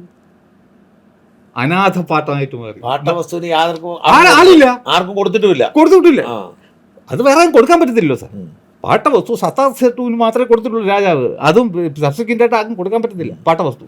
അപ്പോൾ സത്താർ സെട്ടുവിൻ്റെ മരണത്തോടു കൂടി ഇത് അനാഥ പാട്ടമായി മാറി. മനസ്സിലായോ? ആരും നോക്കാനും കേട്ടു. ഇങ്ങനെ 1940 to 47 വരെ കാര്യങ്ങൾ ഇങ്ങനെ പോകും. അപ്പോഴാണ് അവിടെ ഒരു കുറുക്കൻ ഇതെല്ലാം ഇവർ വന്നത് ഇവിടെയാണല്ലോ, കച്ചിയിൽ നിന്ന് വന്ന കച്ചി മേമൻ സേട്ടുമാർക്ക് ഭയങ്കര കൂട്ടായ്മ, നമ്മളെ കാക്കകളെ പോലെ. അപ്പോൾ അന്നത്തെ കാലഘട്ടത്തിൽ സാറിന് അറിയില്ല, അവിടെ എവിടെ ഓരോ വീട്, മിക്കവാറും ഓലമേഞ്ഞ വീടുകൾ, ഇങ്ങനെ അവസ്ഥയിൽ ഈ സിദ്ദിഖ് സേട്ടും അതും ഒരു പിക്ചറിൽ വരുന്നില്ല. കുറുക്കനെക്കാരും കൗശലം പുള്ളിക്ക് ഈ കാര്യങ്ങൾ ആരുമില്ല, ഇവരെ ഒന്നും ആരുമല്ല. പക്ഷെ ആ നാട്ടിൽ വേറൊരു പ്രമാണിയാണെങ്കിൽ അവരുടെ അങ്ങേരെ ഫ്രണ്ടായിരുന്ന ഈ അല്ലെങ്കിൽ ഈ സത്താർ സെട്ടിന് എവിടെയൊക്കെയാണ് വസ്തുക്കളുള്ളത്, പാട്ടവസ്തുക്കൾ, എല്ലാ കാര്യങ്ങളും മനുഷ്യനറിയാം. അപ്പോൾ മുനമ്പത്ത് മാത്രമല്ല, ചേർത്തലയിലും കുന്നത്ത് നാടിലും, സാറിൻ്റെ ഫ്രണ്ട് ഉണ്ടല്ലോ MLA, ആ കുന്നത്ത് നാട്ടിലും ഈ അങ്കമാലിയിലും അവിടെയും ഈ സത്താർ സെട്ടുവിന് ഇതുപോലെ പാട്ടവസ്തുക്കളുണ്ടാകും. ഏകദേശം 1000 ഏക്കർ. ശരി, മനസ്സിലായില്ലേ? നമ്മൾ ഈ മുനമ്പം മാത്രമേ കേൾക്കുന്നുള്ളൂ. അപ്പോൾ എന്ത് പറ്റിയെന്ന് വെച്ച് കഴിഞ്ഞാൽ, അപ്പോഴാണ് നമ്മൾ സ്വാതന്ത്ര്യം വരിക 1947. സ്വാതന്ത്ര്യം വരുമ്പോൾ ഇന്ത്യൻ ഇൻഡിപെൻഡൻസ് ആക്റ്റും കൂടെ അന്നേ ദിവസം മുതൽ നിലവിൽ വരിക. അത് നിലവിൽ വന്നാൽ അതിലുള്ള പാട്ടവസ്തുക്കളൊക്കെ തിരിച്ച് സർക്കാരിലേക്ക്. അപ്പോൾ ഇതും സിദ്ദിഖ് സേട്ടും അറിയാം. ഞാൻ ഇപ്പം ഇത്രയും പഠിച്ചപ്പോൾ ഞാൻ കണ്ടിട്ടുള്ള ഏറ്റവും ബുദ്ധിമാനായ ഒരു വ്യക്തിയാണ് സിദ്ദിഖ് സേട്ട്. കേരളത്തിലെ മുഖ്യമന്ത്രി. പക്ഷേ ഇവർ ഷെർലക് ഹോംസിനെ പോലെ ഞാൻ അതിൻ്റെ പിറകെ പോയി 75 വർഷത്തിന് ശേഷം അന്ന് അംഗീകരിച്ച കള്ളം എന്തിനെ കണ്ടുപിടിക്കാൻ പറ്റിയില്ലെങ്കിൽ ഭയങ്കര സന്തോഷം. അതായത് അരുണാചലം പിള്ളയായിരുന്നു അന്ന് എടപ്പള്ളി സബ് രജിസ്ട്രാർ ഓഫീസർ. സാറിനറിയാം, അന്നത്തെ കാലത്ത് 1950 ഒരു സബ് രജിസ്ട്രാർ ആരായിരിക്കും കിരീടം വയ്ക്കാൻ. ഇവർ രണ്ടും കൂടെ കൊലൂടി ചെയ്തു. എന്നിട്ട് ഇവർ ഈ മുനമ്പത്ത് കിടക്കുന്ന വസ്തുക്കൾ, ഈ ഞാൻ നേരത്തെ പറഞ്ഞ എല്ലാ സ്ഥലത്തുള്ള വസ്തുക്കളെയും മരിച്ചുപോയ മൂസ സേട്ടുവിൻ്റെ സ്വത്തായിട്ട് ചിത്രീകരിക്കുന്നു. മൂസേരല്ല, വേറെ ആർക്കും അറിയില്ലോ സാർ. Nobody was interest. ഈ അവിടെയുള്ള ആ ജനറേഷനൊക്കെ അവർ സർക്കാർ വസ്തു കൂടുതലും കെട്ടി പണ്ട് ഈ മീൻ പിടുത്തം തുടങ്ങിയ കാലം മുതലിട്ട് ജീവിക്കുന്നു. അപ്പോൾ ഇവരിവിടെ ചെയ്തിട്ട് എന്ത് ചെയ്തു? ഇത് മൂസയുടെ വസ്തുവായിട്ട് എഴുതിയിട്ട് ഈ കുട്ടിയുടെ ലീഗൽ ഹെയർ ആയിട്ട് കോടതി നിയമിച്ചത് ഇങ്ങേരെയാണെന്ന് പറയുന്നു. കള്ളത്തരം ഉണ്ടാകും. എന്നിട്ട് അങ്ങേര് ഈ കുട്ടിക്ക് വേണ്ടി അതിൽ കക്ഷിയാവും. എന്നിട്ട് ഈ കുട്ടിക്കും ഈ 4 സഹോദരിമാരുണ്ടായിരുന്നല്ലോ, കുട്ടിക്ക് പാട്ടത്തിൽ അവകാശമില്ല, ബാക്കി സ്വത്തുക്കൾ. ഇതിങ്ങനെ കഥ എഴുതുകയാണ്. അത് നമ്മൾ നേരത്തെ കണ്ടില്ലേ, 5 കമ്മീഷൻ കോടതിയിൽ ഈ കുട്ടിക്ക് അവകാശപ്പെട്ട എന്തൊക്കെയാണെന്ന് പറഞ്ഞു. അതിൽ മുനമ്പ് വസ്തുവില്ല, ഇവിടെ കഥയുണ്ടാക്കുകയാണ്. അതായത് ഈ മുനമ്പത്ത് വസ്തു മരിച്ച മൂസായുടെ ആയിരുന്നു. അങ്ങേക്ക് ഒരു മകളും 4 സഹോദരിമാരാണ് ഉള്ളത്. അവർക്ക് വേണ്ടി അത് ഭാഗപത്രം എഴുതുന്നു. ഈ കുട്ടി മൈനറായതുകൊണ്ട് ഇങ്ങനെ കോടതി നിയമിച്ചു എന്ന്. അന്യ പുരുഷനായ ഒരു വ്യക്തിക്ക് ഒരു പെൺകുട്ടിയുടെ ശരീരത്തിനും കൂടെ പ്രൊട്ടക്ഷൻ ഏതെങ്കിലും കോടതി കൊടുക്കുക, വളരെ വിചിത്രമുണ്ട് സാർ. പക്ഷേ ഇത് എഴുതി വയ്ക്കുന്നു, കോടതി തന്നെയാണ് നിയമിച്ചത്. അത് എഴുതിയിട്ട് ഈ 4 പെണ്ണുങ്ങളും അറിയുന്നില്ല. 1000ഓളം ഏക്കർ വസ്തു വരുന്നൊരു പാർട്ടീഷൻ നടക്കുന്നത് 3 പെണ്ണുങ്ങൾ എറണാകുളത്ത് താമസവും ഒരാൾ ഡിണ്ടിഗലിലാണ് താമസം. അവരാരും അറിയുന്നുമില്ല. ഇവരൊക്കെ ഈ ഏജൻറ്റ് മുഖാന്തരം ഇതിൽ ഒപ്പിട്ടു എന്ന് അങ്ങേര് വരുത്തി തീർക്കുന്നു. കുട്ടിക്ക് വേണ്ടി അങ്ങേരും പിന്നെ ആ കുട്ടിക്ക് വേണ്ടി കക്ഷിയായ ആൾ തന്നെ ഈ മറ്റൊരു സ്ത്രീക്ക് വേണ്ടിയിട്ട് ഒപ്പിട്ട ആളിനെ സാക്ഷിയും കൂടെ. വിചിത്രമല്ലോ, ഒരാൾക്ക് കക്ഷിക്ക് ഇങ്ങനെ സാർ ഇത് ആവാൻ കൂടെ. അത് അത്രയും കഷ്ടപ്പെട്ട് പഠിച്ചാലും നമുക്ക് മനസ്സിലാക്കാൻ പറ്റും. അടുത്ത ഏറ്റവും വിചിത്രമായ കാര്യം എന്താണ്? ഈ 50% 500 ഏക്കർ കിട്ടേണ്ട ഈ ആമിനെ കുട്ടിക്ക് 1 സെന്റ് വസ്തു കൊടുക്കുന്നില്ല. എല്ലാം ഇയാൾ അടിച്ചു മാറ്റി. അല്ലല്ല, പറഞ്ഞുതരാം. 2 സഹോദരിമാർക്ക് ഒന്നുമേ കൊടുക്കുന്നില്ല. കാരണം അവരറിയുന്നില്ലല്ലോ. അവരറിയുന്നു his intention was something else. ഇതിനെ അടിച്ചു മാറ്റുകയാണ്. എന്നിട്ട് മേജർ ഭാഗം ഇതിൽ വന്നിട്ട് ഏകദേശം 900 ചില്ലുവാനം ഏക്കർ വസ്തു ജിംബു ഭായ് എന്ന് പറയുന്ന ഒരു സ്ത്രീയുടെ പേരിൽ മാത്രമേ എഴുതൂ. കാരണം ഇതിനാ പിന്നെ അടിച്ചുകൊണ്ട് പോകണമെങ്കിൽ എല്ലാവർക്കും കൊടുത്ത എല്ലാവരും പേരിലും ചെയ്തു. അതുകൊണ്ട് മാക്സിമം ഒരാളിന് കൊടുക്കും, വേറൊരാൾക്ക് ഒരു 10 ഏക്കറിനകത്ത് കൊടുക്കുന്നു. അപ്പോൾ ഇതാണ് ഭാഗപത്രം. യഥാർത്ഥ അവകാശിയായ ആമിനെ കുട്ടിക്ക് 1 സെന്റും ഇല്ല. അപ്പം ആ ഭാഗപത്രം എഴുതി രജിസ്റ്റർ ചെയ്തു. ഈ കക്ഷികൾ ആരും അറിയുന്നില്ലേ? ആരും അറിയുന്നില്ല. ആമിനെ അറിയുന്നില്ല, ഈ സഹോദരിമാരും അറിയുന്നില്ല. ആമിനെ കൊച്ചു കുട്ടിയല്ല, അവർക്ക് എന്തറിയാം. അതിനുശേഷം 5 മാസം കഴിഞ്ഞപ്പോൾ എന്ത് ചെയ്തു? ഈ ജിംബു ഭായ് എന്നൊരു വിലയാഹാരം ഇതേപോലെ എഴുതുന്നു. ജിംബു ഭായ് അതും അറിയുന്നില്ല.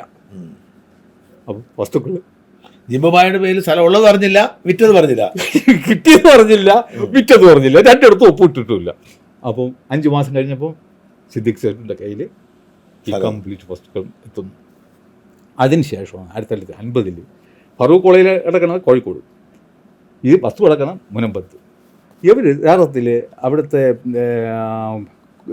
കോഴിക്കോട് വൈസ് ചാൻസലറൊക്കെ ആയിരുന്ന ജലീൽ സാർ ഒരു ആത്മഹത്യ എഴുതിയിട്ടുണ്ട്. ഫറൂഖ് കോളേജിൻ്റെ പ്രിൻസിപ്പളൊക്കെ ആയിരുന്നു. 1950 1 ലക്ഷം രൂപ കൊടുത്താണ് ഈ വസ്തു എഴുതിയെന്ന് സാറിൻ്റെ ആത്മഹത്യയിൽ എഴുതിയിരിക്കുന്നത്. അപ്പോൾ പറഞ്ഞാൽ പ്രമാണം ചെയ്യണമെന്ന് പറഞ്ഞു. ചെയ്തേക്കാന്ന് പറഞ്ഞു. അവരിങ്ങോട്ട് വന്നില്ല. അന്ന് വാങ്ങിക്കുന്ന ആൾ വരേണ്ട കാര്യവും നമ്മളെ എന്ത് കാർഡ് ഇതെന്താണ് സിദ്ദിഖ് സേഠ് വരുന്നത് കൊടുക്കാൻ കാര്യം, ഫറൂഖ് കോളേജിന് കൊടുക്കാൻ കാര്യം? ഇതെങ്ങനെയെങ്കിലും പോവില്ല. അന്നത്തെ 1 ലക്ഷം രൂപ എന്ന് പറയുന്നത് ചില്ലറ കളിയാണോ? 1 ലക്ഷം രൂപ കിട്ടാൻ വേണ്ടി അങ്ങനെ വിറ്റു. ചുമ്മാ കിട്ടിയതില്ല, വിറ്റതാണ് യഥാർത്ഥത്തിൽ. അത് അല്ലെങ്കിൽ ജലീൽ സാർ ആത്മഹത്യ കള്ളം എഴുതി വയ്ക്കൂ. എന്നിട്ട് ഇത് അപ്പോൾ പറഞ്ഞ് പ്രമാണം ചെയ്യാൻ പറഞ്ഞ് അത് എഴുതിയതിൻ്റെ കൂട്ടത്തിൽ ഇത് വഖഫ് ഒന്നും കൂടെയൊക്കെ എഴുതിയാൽ ഡിസ്പോസ് ചെയ്യും.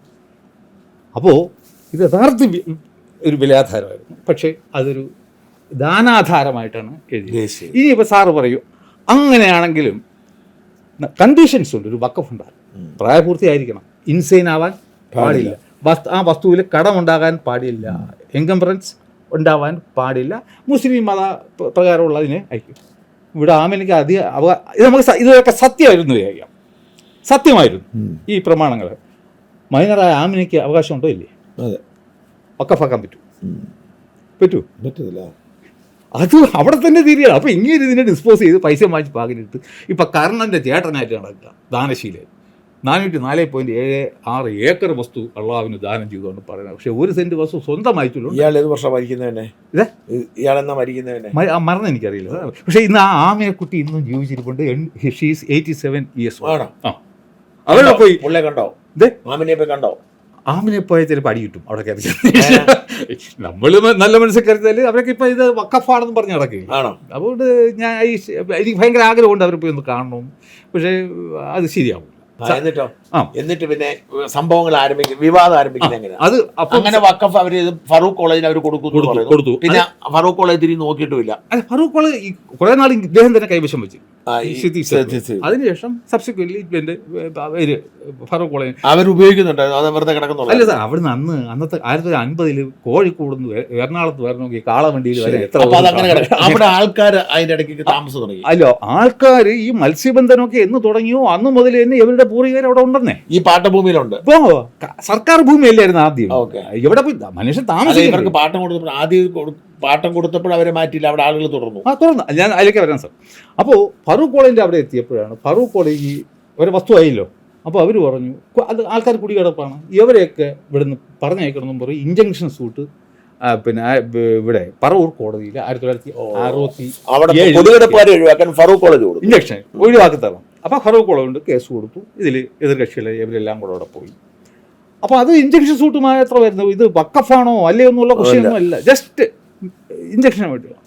അപ്പോൾ കോടതി അവസാനം 14 പേർക്ക് ഡിഫൻഡൻസ് 1 to 14 ഇവിടെ കുടികിടപ്പ് അവകാശം വച്ചുകൊണ്ടാണ് വിധി പറഞ്ഞത്. പക്ഷേ കാലാകാലമായിട്ട് ഈ വഖഫ് ബോർഡ് പറഞ്ഞുകൊണ്ടിരുന്നത് ആ ഇഞ്ചക്ഷൻ സൂട്ടിൽ പറവൂർ കോടതി ഇതിനെ വഖഫായി പ്രഖ്യാപിച്ചു. അതാണല്ലോ, അങ്ങനല്ല സാർ, ഇത് തെളിയിക്കാൻ ചാൻസ് ഒന്നുമില്ല കേട്ടോ. ദർ വാസ് നോ വിധി കണ്ടു. ഞാൻ വിധി കാണാൻ പഠിച്ചു വെച്ചിരിക്കില്ല നമ്മൾ. അങ്ങനെ പിന്നെ നുണ പറയുന്നവരെ അല്ല, എക്സാക്ട്ലി എന്തായിരുന്നു ആ ഇഞ്ചക്ഷൻ ഓർഡർ? ആ കോടതി ഇഞ്ചക്ഷൻ ഓർഡർ എന്ന് വെച്ചാൽ സാറിന് ഇപ്പോൾ പിന്നെ ഞാൻ സാറിന് എൻ്റെ വസ്തു എനിക്ക് വാടകയ്ക്കൊന്ന് വിചാരിക്കാം, അവിടെ ആരെങ്കിലും വന്ന് എന്നെ ശല്യപ്പെടുത്തി കഴിഞ്ഞാൽ സാറിനെ കൊണ്ട് തന്നെ കേസ് കൊടുക്കും. എനിക്ക് വേണമെങ്കിലും ഇഞ്ചക്ഷൻ സൂട്ട് ഫയൽ ചെയ്യാം, എനിക്ക് അതിൻ്റെ പിന്നെ ടൈറ്റിൽ വേണമെന്നില്ല. അപ്പോൾ അതുപോലെ ഫറൂഖ് കോളേജ് പറഞ്ഞ് ഇവരെ ഒഴിവാക്കി തരണം, ഇഞ്ചക്ഷൻ സൂട്ടാണ് കൊടുത്തത്, വേറെ ഒന്നും അതിൽ ആവശ്യമില്ലായിരുന്നു. അപ്പോൾ കോടതി അങ്ങനെയാണെങ്കിൽ സാറിന് സിവിൽ സൂട്ടിലാണെങ്കിൽ ഒരു ഇഷ്യൂ ഫ്രെയിം ചെയ്യണ്ടേ, whether it is Waqf or not. അങ്ങനെ ഒരു ഇഷ്യൂ അതിലില്ല, ഒരു ഫൈൻഡിങ്ങും ഇല്ല. പക്ഷെ എന്നാൽ ഈ വഖഫ് ബോർഡും വഖഫ് സംരക്ഷണ സമിതിയൊക്കെ കെട്ടിടത്തൊക്കെ എന്നെ കണക്കുള്ള 3-4 പേരല്ലേ ആ ജഡ്ജ്മെന്റ് വായിച്ചു നോക്കൂ സാർ. അപ്പോൾ ഇവർക്ക് അടിക്കാൻ ആൾക്കാർ അവരെന്ത് പറയുന്നു?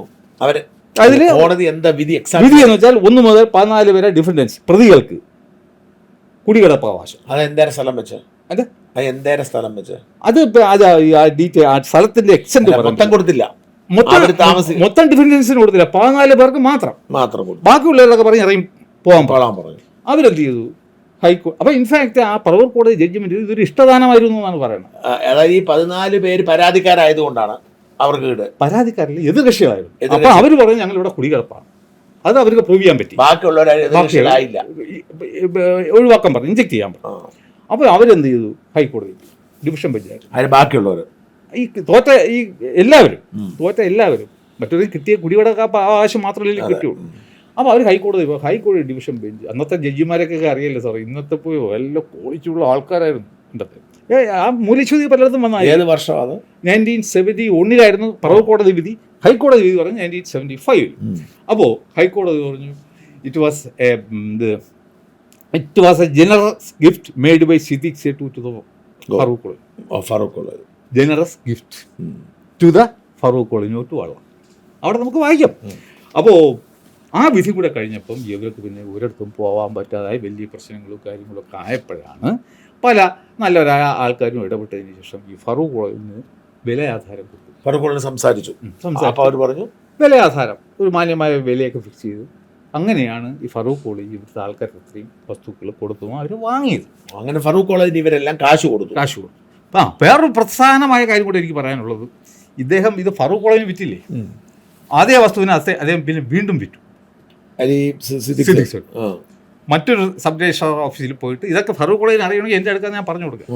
ഫറൂഖ് കോളേജിന് കൊടുത്ത അതേ വസ്തുവിനെ ഈ സിദ്ദീഖ് സേട്ടു, കാരണം കമ്മ്യൂണിക്കേഷൻ ഒന്നും ഇല്ലല്ലോ സാർ, എന്തെന്ന് ഈ പിടിപാടൊക്കെ ശരിയായില്ലേ, ഇതേ വസ്തുവിനെ അങ്ങനെ ഈ വഖഫാക്കി എന്ന് പറഞ്ഞ വസ്തുവിനെ അദ്ദേഹം വീണ്ടും വിറ്റിട്ടുണ്ട്.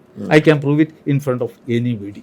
ഇതൊക്കെ നമ്മൾ അത് മറ്റു ഇത് വേണമെങ്കിൽ അതിനുവേണ്ടി ഞാൻ ആൾക്കാരെ പേര് പറഞ്ഞുതരാം. അപ്പോൾ ഇതാണ് സംഭവം. ഇത്രയും ഫ്രോഡായിട്ടുള്ളൊരു മനുഷ്യനെ നമുക്ക് ജീവിതത്തിൽ കാണാൻ പറ്റും എന്തായാലും. അപ്പോൾ ഇവരെ ഈ വസ്തുക്കളെ ഇവരെ കയ്യിൽ എത്തി. ഏത് വർഷത്തെ ഇവർ എഴുതിയെടുത്ത് 88, 89 തൊട്ട് 93 വരെയുള്ള കാലയളവിൽ ഇവിടെ ഈ 614 കുടുംബം എഴുതിയെടുത്തു. 614 ചിലർ വാങ്ങിയവർ പിന്നെ മറിച്ചു വിറ്റതും ഒക്കെ ഉണ്ട്. അപ്പോഴാണ് ഇവര് ഈ വഖഫ് ബോർഡ് ആ പ്രശ്നം തീർന്നു എന്ന് കരുതുന്നു.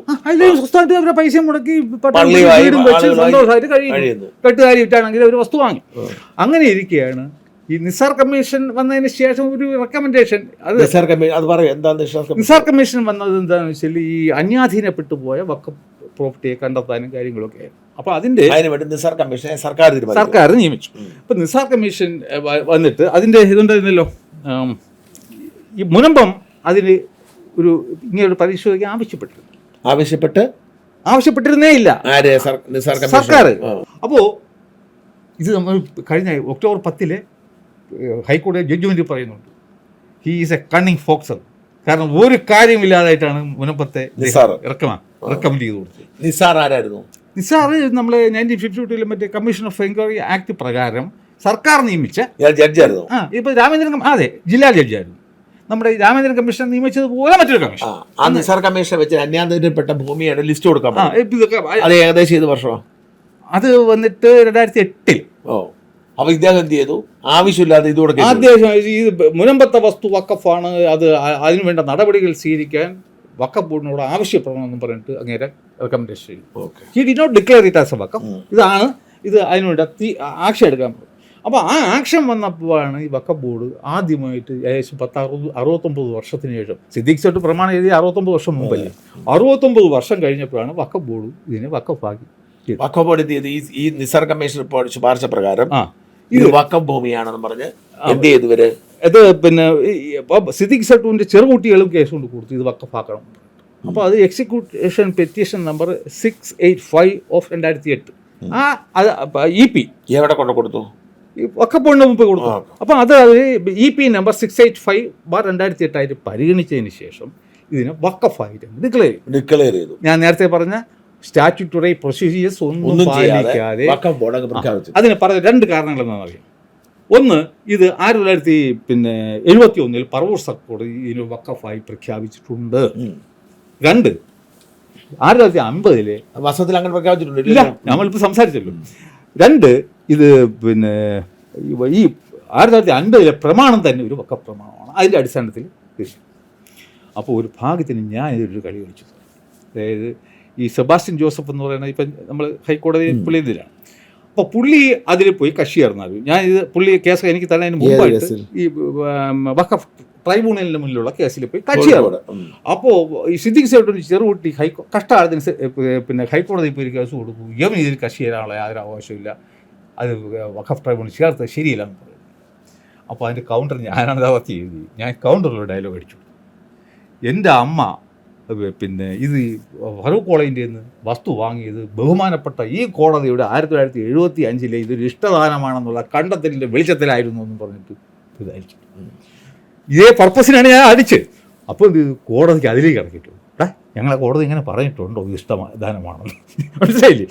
അപ്പോൾ കോടതി എന്നിട്ട് ജൂൺ മാസം 3-ാം തീയതി ഉത്തരവെടുത്ത് വായിച്ചു നോക്കണം. ഇങ്ങനെ ഒരു ഫറൂഖ് കോടതി വിധിച്ചിട്ടേ ഇല്ല എന്ന് ആ ജഡ്ജ്മെൻറ്റുണ്ട്. ഇപ്പോഴാണ് നമ്മളിപ്പം ഈ കഴിഞ്ഞ ഒക്ടോബർ 10 വിധി വന്നത്. അതിന് മുമ്പ് ജൂൺ മാസം 3-ാം തീയതി അമിർ റാവൽ ജഡ്ജി തന്നെ ഇത് കണ്ടെത്തി. അപ്പോൾ എന്ത് പറ്റി? വഖഫ് ബോർഡിൻ്റെ ഒരു ചിറവ് വെട്ടി, പിന്നെയുള്ള ഒരേ ഒരു ചിറവ് ഇത് ഈ പ്രമാണം വഖഫാണ്.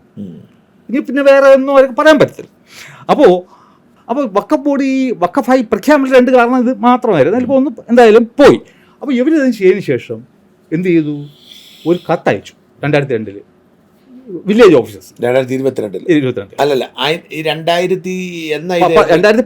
ഡിക്ലെയർ ചെയ്തു അവര്. അത് 20/5/2019 വഖഫായി പ്രഖ്യാപിച്ചു. അന്നും നാട്ടുകാർ അറിഞ്ഞോ? ഇല്ല. ഇവരെവിടെ നിന്ന് അറിയാൻ? അവരെ ഓഫീസിൽ ഇരുന്ന് അടിക്കുന്നത്. അതിനുശേഷം സെപ്റ്റംബർ മാസം 25-ാം തീയതി 2019 തന്നെ ഇതിന് 9986 എന്നൊരു നമ്പരും കൊടുത്തു. ഇത് വഖഫ് പ്രോപ്പർട്ടി ആയിട്ട് ലിസ്റ്റ് ചെയ്തു. അവർ രജിസ്റ്റർ എഴുതി വെച്ചു. നോട്ടിഫിക്കേഷൻ ഇല്ല, അവർ രജിസ്റ്റർ ചെയ്തു വെച്ചു. അതിനുശേഷമാണ് ഈ കത്തയച്ചത്. പിന്നെ വില്ലേജ് ഓഫീസർ എന്താ ചെയ്യേണ്ടിയിരുന്നത്? സർക്കാരിനോട് ചോദിക്കണം, വലിച്ചു കയറി കളയണമായിരുന്നു. അല്ല, സർക്കാരിനോട് ചോദിക്കാം. അല്ല, അത് വേണ്ടല്ലോ സാർ. വേറെയുള്ളതാണ് വില്ലേജ് ഓഫീസറെങ്കിലേ യു ബ്രിങ് ദ നോട്ടിഫിക്കേഷൻ എന്ന് പറഞ്ഞാൽ പോരെ, ഗസറ്റ് നോട്ടിഫിക്കേഷൻ കൊണ്ടുവരും എന്ന് പറഞ്ഞാൽ പോരെ. അല്ല, അദ്ദേഹത്തിന് ഒരു ബാധ്യതയില്ല. യവന്മാർ ഈ വിവരമില്ല ഇതിനെ എടുത്തു വെച്ചിട്ട് യവര അവകാശങ്ങളൊക്കെ. അപ്പോൾ നമ്മൾ ആലോചിക്കേണ്ടത്, ഇപ്പോൾ കഴിഞ്ഞ പ്രാവശ്യം അറിയുന്നത് കരമടയ്ക്കാൻ ചെന്നു ഈ 2022. അപ്പോൾ പറയും വീട്ടിൽ പോടാൻ. ആരാ ഒരാള് ഇപ്പം എനിക്കറിയാം അവരെയൊക്കെ പേര്. ഞാൻ ഇപ്പം ജസ്റ്റ് അവിടെ ഒരുപാട് പേരുള്ളതുകൊണ്ട് പറയും നിൻ്റെ എന്നല്ല, നീ വീട്ടിൽ പോടാന്ന് പറഞ്ഞു. ഇത് വഖഫ് ബോർഡ് കൊണ്ടുപോയി നീ അറിഞ്ഞില്ലേ എന്നും പറഞ്ഞ് ഈ പാവങ്ങളെ ഓടിച്ചു. അങ്ങനെ അപ്പോഴാണ് ഇവർ ബേസിക്കലി ഈ നിയമമൊന്നും അവർക്ക് അറിയില്ല സാറേ. ഈ പാവങ്ങൾ ഈ വഖഫ് ബോർഡ് ഇവർ വഖഫ് ട്രൈബ്യൂണലിലാണ് പോകേണ്ടതെന്നും ആ പാവങ്ങൾക്ക് അറിയില്ല.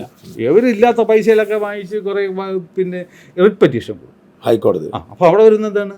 ടൈറ്റിൽ ഡിസ്പ്യൂട്ട് ആർട്ടിക്കിൾ 226 ഹൈക്കോടതി നോക്കാൻ പറ്റത്തില്ല. സിവിൽ കോടതിക്ക് മാത്രമുള്ള ഇതാണ്. അങ്ങനെ പക്ഷെ എന്നിട്ടും ഞാൻ ഇതിൽ ഇൻവോൾവ് ആയിട്ട് നിങ്ങൾ എത്രയും പെട്ടെന്ന് വഖഫ് ട്രൈബ്യൂണലിൽ പോകാൻ പറഞ്ഞു. 2022 ഹൈക്കോടതി റിട്ട് കൊടുത്തു. എന്ത് സംഭവിച്ചു? ആ റിട്ടുകളൊക്കെ ഇപ്പം റവന്യൂ രജിസ്റ്ററിനെ പറ്റി പരിഗണിച്ചുകൊണ്ടിരിക്കുന്നു. അതിപ്പോഴും കിടക്കുക. ചിലത് പറഞ്ഞു നിങ്ങൾ ഇവിടെ അല്ല വരേണ്ടത്, നിങ്ങൾ വഖഫ് ട്രൈബ്യൂണലിൽ പോകൂ എന്ന് പറഞ്ഞു. അതാണ് ഞാൻ പറയാൻ വന്നത്. ഞാൻ ഇവരോട് പറഞ്ഞിട്ട് ഇവർ പോകാൻ കൂട്ടാൻ പറ്റില്ല. ഈ ഭൂസംരക്ഷണ സമിതി എന്ന് പറയുന്നത് അവരെ രക്ഷിക്കാൻ വേണ്ടിയിട്ടായിരുന്നില്ല, അവരെ എങ്ങനെയെങ്കിലും കുളത്തിച്ചടിച്ചിട്ട് അതിനെ വഖഫാക്കുക. അപ്പം ആ ഒരു ഇഷ്യൂ ഒരു പിന്നെ പ്രശ്ന പരിഹാരത്തിന് ആ ഒരു ഇത് വരുമല്ലോ. അപ്പോൾ വഖഫ് ബോർഡിന് എവിടെയെങ്കിലും 10-500 ഏക്കർ പകരമായിട്ട് നൽകാനായുള്ളതായിരുന്നു ഈ സർക്കാരിൻ്റെ ഈ കോൺഗ്രസിൻ്റെ ഈ ഒക്കെ പ്രശ്നം. അവർക്ക് മുന്നിൽ നിന്ന് ഒറ്റ ഒരു പ്രതിബന്ധം സത്യം പറഞ്ഞ ഞാനായിരുന്നു. കാരണം നമ്മളിത് ഈ നിയമപരമായിട്ട് ഇത് കൊണ്ട് പോയിക്കൊണ്ടിരിക്കുകയില്ല. അപ്പോൾ ഇനി എന്തായാലും വഖഫ് ബോർഡിന് ചരിത്രത്തിൽ പോലും ഒരു സെൻറ്റ് വസ്തുവിലൊന്നും കിട്ടാൻ പറ്റില്ല. ദാറ്റ് ഇസ് സംതിങ് എൽസ് എന്തായാലും. അപ്പോൾ അതിനുശേഷം ഞാൻ പറയും, അപ്പോൾ ഞാൻ ഇവരെ ഹെൽപ്പ് ചെയ്യാൻ വേണ്ടി പോയപ്പോഴും ഇതിൻ്റെ ടോപ്പിൽ ഭൂസംരക്ഷണ സമിതിയുടെ നേതാക്കളെന്ന് പറയുന്നത് അദൃശ്യമായ ആരൊക്കെ, മേ ബി ഹൈബിയുടെ ഉൾപ്പെടെയുള്ള കോൺഗ്രസിൻ്റെ ആൾക്കാരും മുസ്ലിം ലീഗിൻ്റെ ആൾക്കാരും സഭയും ഒക്കെ ഇതിനെ ഒരു വഖഫാക്കാനുള്ള ശ്രമം. അതുകൊണ്ട് അന്നും ഇന്നും ഞാൻ ഈ ഭൂസംരക്ഷണ സമിതിയുടെ ശത്രുവാണ്. ലോകം മുഴുക്കെ ഞാൻ അറിയാവുന്ന ആൾക്കാർക്ക് സ്റ്റാലിൻ ദേവൻ ഇങ്ങനെ വന്നിട്ട് അവരെ രക്ഷപ്പെടുത്താൻ നിൽക്കുകയാണ്. പക്ഷേ ഞാൻ എൻ്റെ വൈഫിനെയും കൊണ്ട് പോലും ഞാൻ 6 പ്രാവശ്യം ഈ പള്ളിയിൽ പോയിട്ടുണ്ട്. അവിടുത്തെ പള്ളി വികാരി ഇതുവരെ എന്നൊന്ന് കണ്ടിട്ട് ഹായ് എന്ന് പറയണം, വെള്ളം വേണമെന്ന് സാധനം ചോദിക്കണം, ഒന്നുമല്ല ഈ വീട്ടിൽ വന്നിട്ട് നമ്പറിലൊന്നും വിളിച്ചിട്ടില്ല സാർ. അപ്പോൾ സ്വാഭാവികമായിട്ടും ചെയ്തിരുന്ന കാര്യം ചെയ്തില്ലെങ്കിൽ അതിൻ്റെ പിറകുള്ള കാരണം വളരെ വ്യക്തമാണ്. ഞാൻ അതിൽ ഇടപെട്ടത് അവർക്ക് ഇഷ്ടമായി. ഓക്കെ, അപ്പോൾ അതിട്ടോ അടുത്ത സ്റ്റെപ്പ് ഞാൻ അവസാനം ഫാദർ ജോഷി മൈലിൻ്റെ പറഞ്ഞു, സാറേ ഞാൻ പോകും, യവന്മാർക്ക് വേണ്ടി പിന്നെ എനിക്കെന്തിനാവശ്യം. അങ്ങനെ ഞാൻ ഇല്ല. നിങ്ങളുടെ പ്രശ്നം എന്തായിരുന്നു? വഖഫ് ട്രിബ്യൂണലിൽ പോകണം എന്നുള്ളതായിരുന്നു, അതായിരുന്നു വിഷയം. അതാണ് ഈ വഖഫ് ആക്ടിൽ എഴുതി വെച്ചിരിക്കുന്നത്. അതെ, ഞാനൊരു കാര്യം ചോദിക്കട്ടെ, അതായത് ഇതിപ്പോൾ അവർ കൊടുത്തിരിക്കുന്ന ഈ റിട്ട് ഹർജി ഒഴികെ വേറെ ഒന്നുമില്ല. ഇവർ രക്ഷപ്പെട്ട വഖഫ് ട്രിബ്യൂണലിൽ കേസ് നടന്നതോ? അത് പിന്നെ നമ്മുടെ ഫറൂഖ് കോളേജിനെ കൊടുത്തത്. അവരെന്തിനാ കൊടുത്തത്? അവർക്ക് എന്തോ ബാക്കിയുണ്ടെന്ന് ഞാൻ പറഞ്ഞില്ലേ, എല്ലാം വിറ്റ്. ഇവർക്ക് ഈ ഫറൂഖ് കോളേജിന് അവിടുത്തെ അവസ്ഥ അറിയില്ല. അവരിപ്പോഴും വേഗം ഞങ്ങൾ ഇത്ര ഏക്കറിൽ ഇത്ര അല്ലേ വിറ്റുള്ളൂ, ബാക്കി അവിടെ എവിടെയാ കിടപ്പുണ്ടെന്ന് പറഞ്ഞിട്ടാണ് ഇവർ കേസ് നടത്തുന്നത്. അവരെന്താ കൊടുത്തേ? അവരെന്താ കേസ് കൊടുത്തേ? അവർ കൊടുത്തത് ഇത് വഖഫ് അല്ലാന്ന്. എന്തിനാണ് വഖഫ് അല്ലാന്ന് പറഞ്ഞ കേസ് അവർ കൊടുക്കുന്നത്? എന്തിനാ? ഇവരെടുത്തല്ലോ, വഖഫ് ബോർഡ് ഇത് വഖഫായി പ്രഖ്യാപിച്ചല്ലോ, പ്രഖ്യാപിച്ചു. അതിനെതിരെ ഫറൂഖ് കോളേജ് വഖഫായി പ്രഖ്യാപിച്ചത് ഫറൂഖ് കോളേജിനുള്ള ഉടമസ്ഥാവകാശമല്ലേ വഖഫ് എന്ന് പറയുന്നത്?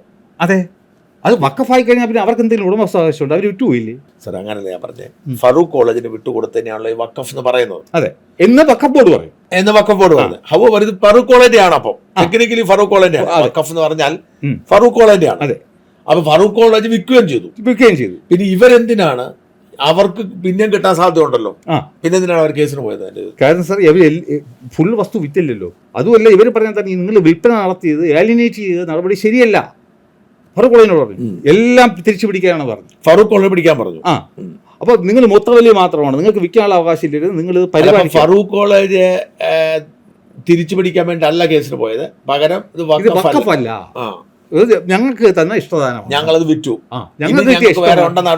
അവർ കരുതുന്നുണ്ട്. അല്ലെങ്കിൽ അവർ കണ്ണടച്ചാൽ മതിയായിരുന്നു. എങ്കിൽ ഇത് സംഭവിച്ചേനെ, വഖഫ് ബോർഡിന്റെ തീരുമാനം അന്തിമമായി പോയതിനെ, ഇവർക്ക് കുടിയിൽ ഇറക്കപ്പെട്ടനെ. ശരി, ഇവർക്ക് 1 വർഷം സമയം ഉണ്ടായിരുന്നു കേസ് വഖഫ് ട്രൈബ്യൂണലിൽ പോയി പറയാൻ. ഇവർ പോയില്ല.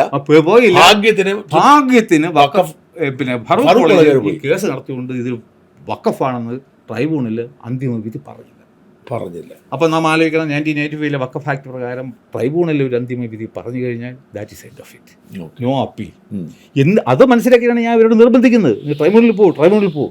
മാതിരി പോയി. അവസാനം ഹൈക്കോടതി തന്നെ പറഞ്ഞു, you please go to the tribunal. ഈ റിട്ടിന് ചെന്നപ്പോൾ റിട്ടൊക്കെ തള്ളിയിട്ട് പറഞ്ഞു, നിങ്ങൾ റിട്ട് തള്ളിക്കൊണ്ടാണ് പറഞ്ഞത്. പിന്നെ അതിന് ഞങ്ങൾ പിൻവലിച്ചോളാം, ഞങ്ങൾക്ക് വഖഫ് ട്രൈബ്യൂണലിൽ പോകാനുള്ള പെർമിഷൻ തന്നാൽ മതി എന്ന് വരെ പറയേണ്ട ഗതിയിടും. എന്തായാലും പോയതിന് ശേഷമാണ് പുതിയതായിട്ട് ഇപ്പോൾ വഖഫ് ട്രൈബ്യൂണലിൽ ഈ ഇപ്പം 5ഓളം കേസുകൾ ഫറൂഖ് കോളേജിൻ്റെ കൂടാതെ പുതിയ 5 കേസുകളും കൂടെ വന്നിട്ടുണ്ട്. അത് അവിടെ ഞാൻ തന്നെയാണ് അതിൻ്റെ പിന്നെ OFI ഭൂസംരക്ഷണ സമിതി ട്രൈബ്യൂണലിൽ പോയിട്ട് അവർ പോയി, അവരോട് പറഞ്ഞപ്പോൾ പോയി, പേരിന് വേണ്ടിയെങ്കിലും പോയി, അല്ലെങ്കിൽ അടി കിട്ടില്ല സാർ. അത് പിന്നെ സെബാസ്റ്റ്യൻ ജോസഫും 5 പേരെ വെച്ചിട്ട് ഞാൻ തന്നെ ഒരു OF ഡ്രാഫ്റ്റ് ചെയ്ത് അതിൽ ഞാൻ ഈ പറഞ്ഞ ട്രിബ്യൂണലിൽ ആരൊക്കെ ഭൂസംരക്ഷണ സമിതിയാണ് പോയിരിക്കുന്നത്? അത് ഇൻഡിവിജ്വൽ പോയിട്ടുണ്ട്. ആരെങ്കിലും ഒക്കെ 5 പേരുണ്ട്. അത് മതിയോ? എല്ലാവരും പോകേണ്ട ആവശ്യമില്ല. എല്ലാവർക്കും ഒരാൾക്ക് വക്കപ്പരെന്ന് പറഞ്ഞാൽ എല്ലാവർക്കും വക്കപ്പര. മനസ്സിലായി? അപ്പൊ അതിൽ ആരും നമ്മുടെ ആരെങ്കിലും വെച്ച് കൊടുത്തിട്ടുണ്ടോ? ഞാനിപ്പോ അത് ഈ സെബാസ്റ്റ്യൻ ജോസഫ്, പിന്നെ നമ്മുടെ ഫിലിപ്പിന്റെ വൈഫ്, അങ്ങനെ ഒരു 5 പേരെ വെച്ച്. അപ്പൊ ഞാൻ ചോദിക്കട്ടെ, ഈ ഫറൂഖ് കോളേജിന്റെ കേസ് ഏകദേശം തീരാറായില്ലായിരുന്നു? അതിന് വിധി വരുന്നതിന് മുമ്പ് അതിനാ സംഭവിച്ചെന്ന് പറഞ്ഞു. അതെന്തൊരു കോടതി ഇടപെടലുണ്ട്? അത് സാർ നമ്മൾ പ്രതിപക്ഷ നേതാക്കൾ പറയണ കേട്ടോ, അവർക്ക് അനുകൂലമായിട്ട് വിധി വരാൻ പോകുന്നു. അതിൻ്റെ പുറകെ ഒരു കളിയുണ്ടായിരുന്നു. എത്രയും പെട്ടെന്ന് ഒരു വിധി പറയുക. ഒരു വിധി പറഞ്ഞാൽ മാത്രം മതിയോ സാർ? വീണ്ടും അത് മേൽക്കോടതി പോകുമ്പോൾ പിടിച്ചു നിൽക്കാനുള്ള വിധിയിൽ കിട്ടിയിട്ടല്ലേ കാര്യമുള്ളൂ, അല്ലെ ചുമ്മാ ഒരു വിധി ഇട്ടിട്ടും കാര്യമില്ലല്ലോ. അപ്പോൾ എന്ത് പറ്റി, വഖഫ് ബോർഡ് ഈ കള്ളക്കളികൾ മനസ്സിലാക്കിയിട്ട് അവർ ഹൈക്കോടതിയിൽ പോയിട്ട് അതിൻ്റെ നടപടികളെ സ്റ്റേ ചെയ്യും. അതായത് ട്രിബ്യൂണലിലെ ജഡ്ജി ഒരുവിധം ആളുകൾക്ക് അനുകൂലമായിരുന്നു. അങ്ങേര് പിന്നെ പോണതിന് മുമ്പ് വിധി പറയാനുള്ള ഒരു ത്വരയുണ്ടായിരുന്നു. ഇത് മനസ്സിലാക്കിയ വഖഫ് ബോർഡ് നേരെ ഹൈക്കോടതിയിൽ പോയിട്ട് ഈ വഖഫ് ട്രൈബ്യൂണൽ നടപടികൾ സ്റ്റേ ചെയ്തു. അതുകൊണ്ടാണ് അദ്ദേഹത്തിന് അത് വിധി പറയാൻ പറ്റാതെ. അപ്പം നമ്മുടെ എല്ലാ കേസും സ്റ്റേയിലാണ്. അല്ല, ഇപ്പൊ വീണ്ടും പുതിയ ജഡ്ജി വന്നു, ഹൈക്കോടതി ഗോഹെഡ് പെർമിഷൻ കൊടുത്തു, സ്റ്റേ മാറ്റി കൊടുത്തു. അപ്പൊ ട്രിബ്യൂണലിൽ അവകാശവാദം നടക്കുന്നു.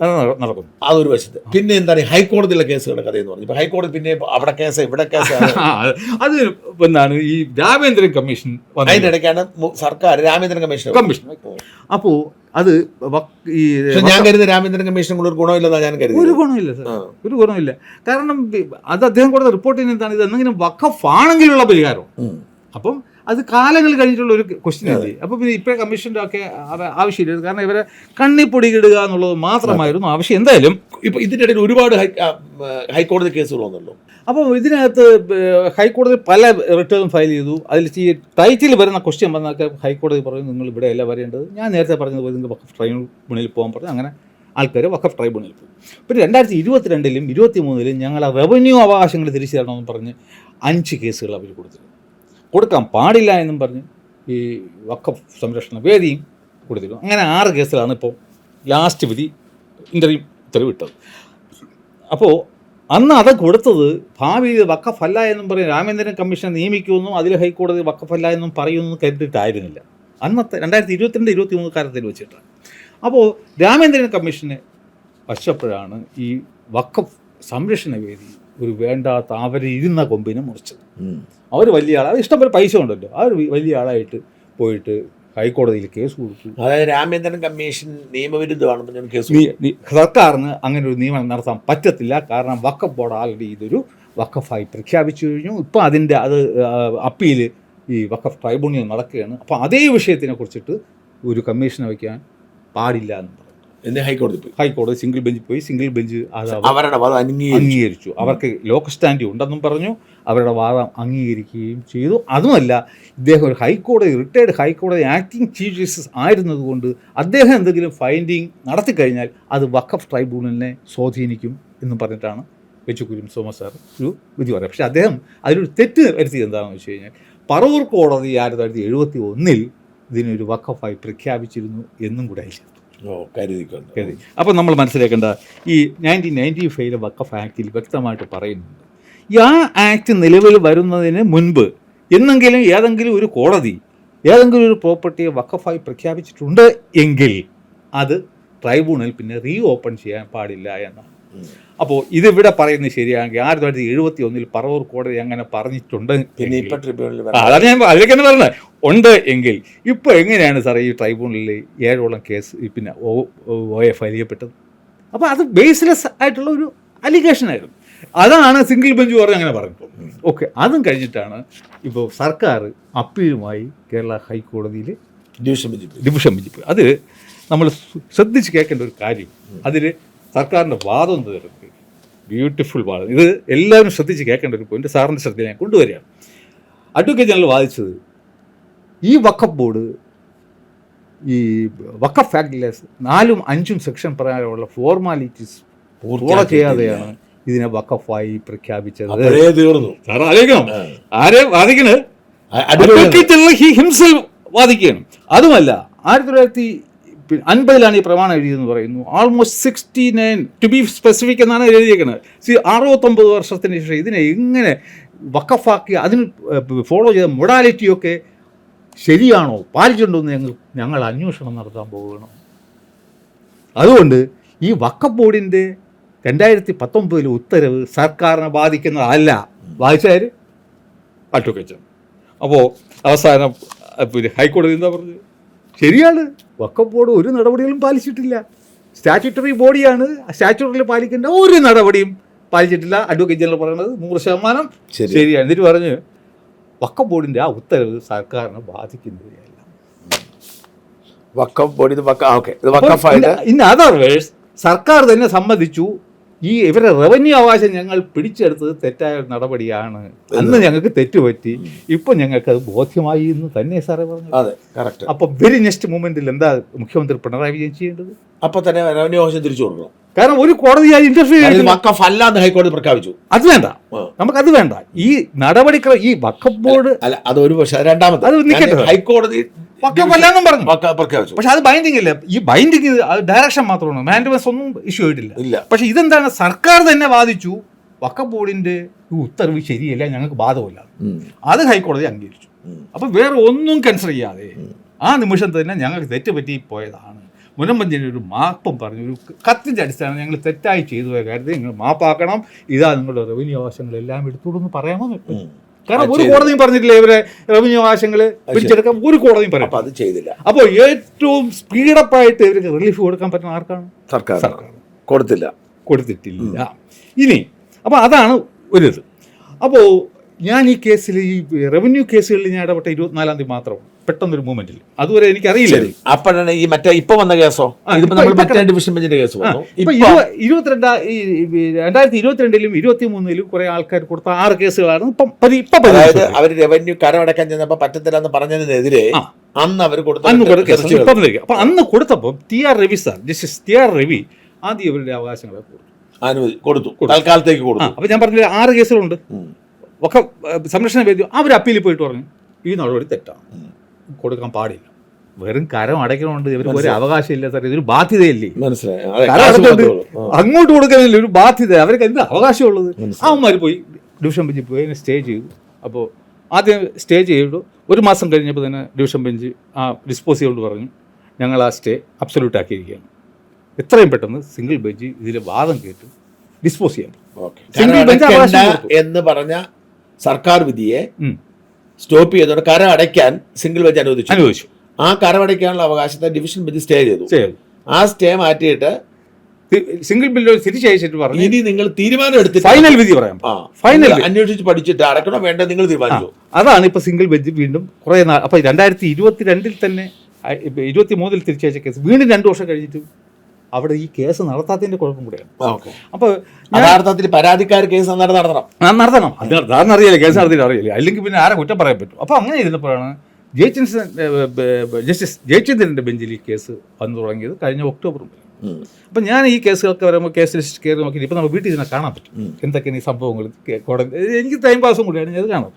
അപ്പോൾ അദ്ദേഹം പിന്നെ 19-ാം തീയതി വന്നപ്പോൾ ഒരു ഇൻ്റർവ്യൂ ഓർഡർ ഇട്ടു. അപ്പം അഡ്വക്കേറ്റ് ജനറൽ വാദിച്ചത് ഈ കരമടയ്ക്കാനുള്ള അവകാശം, വേറെ ഒന്നുമില്ല. അതേസമയം എന്ത് പറ്റി, ആ കേസിൽ ഈ പിന്നെ എറണാകുളത്തെ തഹസീൽദാർ ഒരു അഫിഡവിറ്റ് ഫയൽ ചെയ്തു. അതിൽ വ്യക്തമായിട്ട് പറയുന്നു, റവന്യൂവിൻ്റെ അഫിഡവിറ്റാണ്, ഈ ജനങ്ങൾക്ക് എല്ലാവിധ അവകാശത്തിനും അർഹതയുണ്ട്. അതുകൊണ്ട് അവർക്കത് കൊടുക്കാൻ വേണ്ടിയുള്ള അഫിഡവിറ്റ്. വെരി നെക്സ്റ്റ് ഡേ അതിനുള്ള പെറ്റീഷൻ വക്കീലിട്ടു, നിയമവകുപ്പ്. അവരതിൽ പെറ്റീഷനിൽ പറഞ്ഞു ഈ കരം അടയ്ക്കാനുള്ള മാത്രം കൊടുത്തു. അപ്പോൾ ഈ സർക്കാർ തന്നെയാണ് ഈ പാവങ്ങളെ അവർക്ക് സഹായിക്കാൻ പറ്റുമെങ്കിലും വിത്തിൻ 10 minutes ഞാൻ വഴി പറഞ്ഞു കൊടുക്കാം പിണറായി വിജയൻ സഖാവിന് പരിഹരിക്കില്ല. അപ്പോൾ പിന്നെ തഹസീൽദാർ പറയുന്നു എല്ലാ അവകാശങ്ങളും കൊടുക്കൂ, അഡ്വക്കേറ്റ് പെറ്റീഷനിൽ ഇത് മാത്രം കൊടുത്താൽ. അങ്ങനെ 19-ാം തീയതി അഡ്വക്കേറ്റ് ജനറൽ പറയുന്നത് ഒരു ബേണിംഗ് ഇഷ്യൂ ആണ്, എന്തെങ്കിലും ഒരു കരം അടയ്ക്കാനുള്ളെങ്കിലും പെട്ടെന്ന് കൊടുക്കണം. അങ്ങനെ പറഞ്ഞ് ഞാൻ എന്തായാലും ഒരു കാര്യം ചെയ്യാം, 26-ാം തീയതി കേസ് വാദം കേൾക്കാം, all of you come ready, be ready എന്ന് പറഞ്ഞു. അപ്പോൾ ഞാൻ ഇത് 26-ാം തീയതി എന്തെങ്കിലും നടക്കുമല്ലോ. അപ്പോഴാണ് ഞാൻ അറിയുന്നത് ഈ സെബാസ്റ്റ്യൻ ജോസഫ് ഈ കേസിൽ കക്ഷിയാണ്. ഞാൻ പറയട്ടെ ഇത് ഇവിടെ നിന്നാൽ ശരിയാവും, നമുക്ക് നല്ലൊരു വക്കീലിനെ വെച്ചിട്ട് ഇത് പോവാം. പക്ഷെ അന്ന് ഈ പ്രശ്നം ഈ കൃഷ്ണൻ സാറിനെ ഞാൻ എൻഗേജ് ചെയ്യുന്നതിന് മുമ്പ് ഈ ലൈൻ ഓഫ് ആർഗ്യുമെൻറ്റ് ഡൈവേർട്ട് ചെയ്തു. അതായത് എന്താണ് ചോദിച്ചത്, ഈ ഡിവിഷൻ ബെഞ്ചിൻ്റെ വിധി ഒന്നുകൂടി കോടതി പറഞ്ഞതുകൊണ്ട് ഞങ്ങൾക്ക് വേണമായി. കേസിലെ പ്ലീ എന്ന് പറയുന്നത് വേറെ ഗ്രൗണ്ട് ആണെങ്കിലും ഇപ്പോൾ അവിടെ വായിച്ചുകൊണ്ടിരുന്നത് ഈ ഹൈക്കോടതി ഡിവിഷൻ ബെഞ്ചിൻ്റെ വിധി ഉണ്ട്, അതിൻ്റെ അടിസ്ഥാനത്തിൽ ഞങ്ങൾ തരണം, അതിൻ്റെ ആവശ്യമില്ല. അപ്പം വഖഫ് സംരക്ഷണ വേദി പറഞ്ഞു ഞങ്ങൾ അപ്പീലിൽ പോയിരിക്കുകയാണ്, അതിൽ അപ്പോൾ ഒരു സിംഗിൾ ബെഞ്ച് ജഡ്ജിന് ഹൈക്കോടതി സുപ്രീം കോടതി ഒരു കേസ് പരിഗണിക്കാൻ പോകണമെന്ന് പറയുമ്പോൾ അദ്ദേഹത്തിന് സ്വാഭാവികം പറ്റില്ല. അപ്പോൾ വീണ്ടും 26-ാം തീയതി വന്നപ്പോൾ ആ ലൈനിലാണ് വീണ്ടും വന്ന് ആർഗ്യുമെന്റ് നമ്മൾ കൃഷ്ണൻ സാറിനെ ഏൽപ്പിച്ചു. അതിന്റെ കഥ അപ്പോൾ ഞാൻ വിചാരിച്ചു എന്തായാലും ഇത് ഒരു പക്ഷേ നമുക്ക് ഈ റവന്യൂ അവകാശം പിടിക്കും, കാരണം ഇത്രയും പറഞ്ഞ കഥ മാത്രം അവിടെ പറഞ്ഞാൽ മതി സാർ, നമുക്ക് കിട്ടും, ഇവരുടെ എല്ലാ അവകാശങ്ങളും കിട്ടും, അല്ലെങ്കിൽ സാറിന് മനസ്സിലായല്ലോ. അപ്പോൾ അതിന് നമ്മളെ പൈസ മുടക്കി വേണമെന്നും പറഞ്ഞ് നല്ലൊരു വക്കീലിനെ വെച്ച് ക്ലാസ് എടുത്ത് വിടണം. അങ്ങനെ ഞാൻ ബിബിൻ സെബാസ്റ്റ്യനോട് പറഞ്ഞു നമുക്ക് ഇങ്ങനെ ഒരു മൂല്യം എടുത്താൽ നീ എൻ്റെ വക്കാലത്ത് പിൻവലിക്കാം. അങ്ങനെ പുള്ളിയുടെ വക്കാലത്ത് പിൻവലിച്ചു. ഞാൻ പോയിട്ട് സുജിത് കുമാർ എന്നൊരു പയ്യൻ വക്കീലിന് വക്കാലത്ത് കൊടുത്തിട്ട് അവനെയും കൊണ്ട് രക്ഷണം സാറിന് നടക്കുന്നു. അപ്പോൾ സാറിന് മനസ്സിലായി ഞാൻ വളരെ ചുരുക്കി ഈ കാര്യങ്ങളൊക്കെ സാർ ഇനി എല്ലാം ക്ലാസ്സും കഴിഞ്ഞിട്ടില്ല, ഇനിയുണ്ട് ക്ലാസ്. അപ്പോൾ ശരിയെന്ന് പറഞ്ഞ് 24-ാം തീയതി വൈകുന്നേരത്തെ പോയി കണ്ടു. ഞാൻ എറണാകുളത്ത് 25 സ്റ്റേജ് വൈഫും ഉണ്ടായിരുന്നു. 26-ാം തീയതി രാവിലെ ഞാൻ അദ്ദേഹത്തിൻ്റെ ഓഫീസിൽ വീണ്ടും ചെന്നു. അപ്പോൾ പുള്ളിയില്ല എൻ്റെ കൂടെ ഇങ്ങോട്ട് കാര്യം പോകും. അപ്പോൾ എനിക്ക് സന്തോഷം തോന്നി. നമ്മൾ പറഞ്ഞത് സാറിന് കേസ് പഠിച്ചു. ഞാൻ പറഞ്ഞു സാറേ എനിക്ക് സന്തോഷമായി, സാർ കേസ് പഠിച്ചു എന്ന് എനിക്ക് മനസ്സിലായി. നേരെ ഞാൻ കോടതിയിൽ കേസിന് പിന്നെ വാദസമയത്തും അവിടെ ഉണ്ടായിരുന്നു. സാറ് മാത്രമേ പറഞ്ഞുള്ളൂ, കാരണം അന്നത്തെ ക്വസ്റ്റ്യൻ ഈ റവന്യൂ ഇത് മാത്രമേ ഉണ്ടായിരുന്നു. അപ്പോൾ ഞാൻ ഇനിയിപ്പോൾ കേസ് 17-ാം തീയതി വെച്ചിരിക്കുക.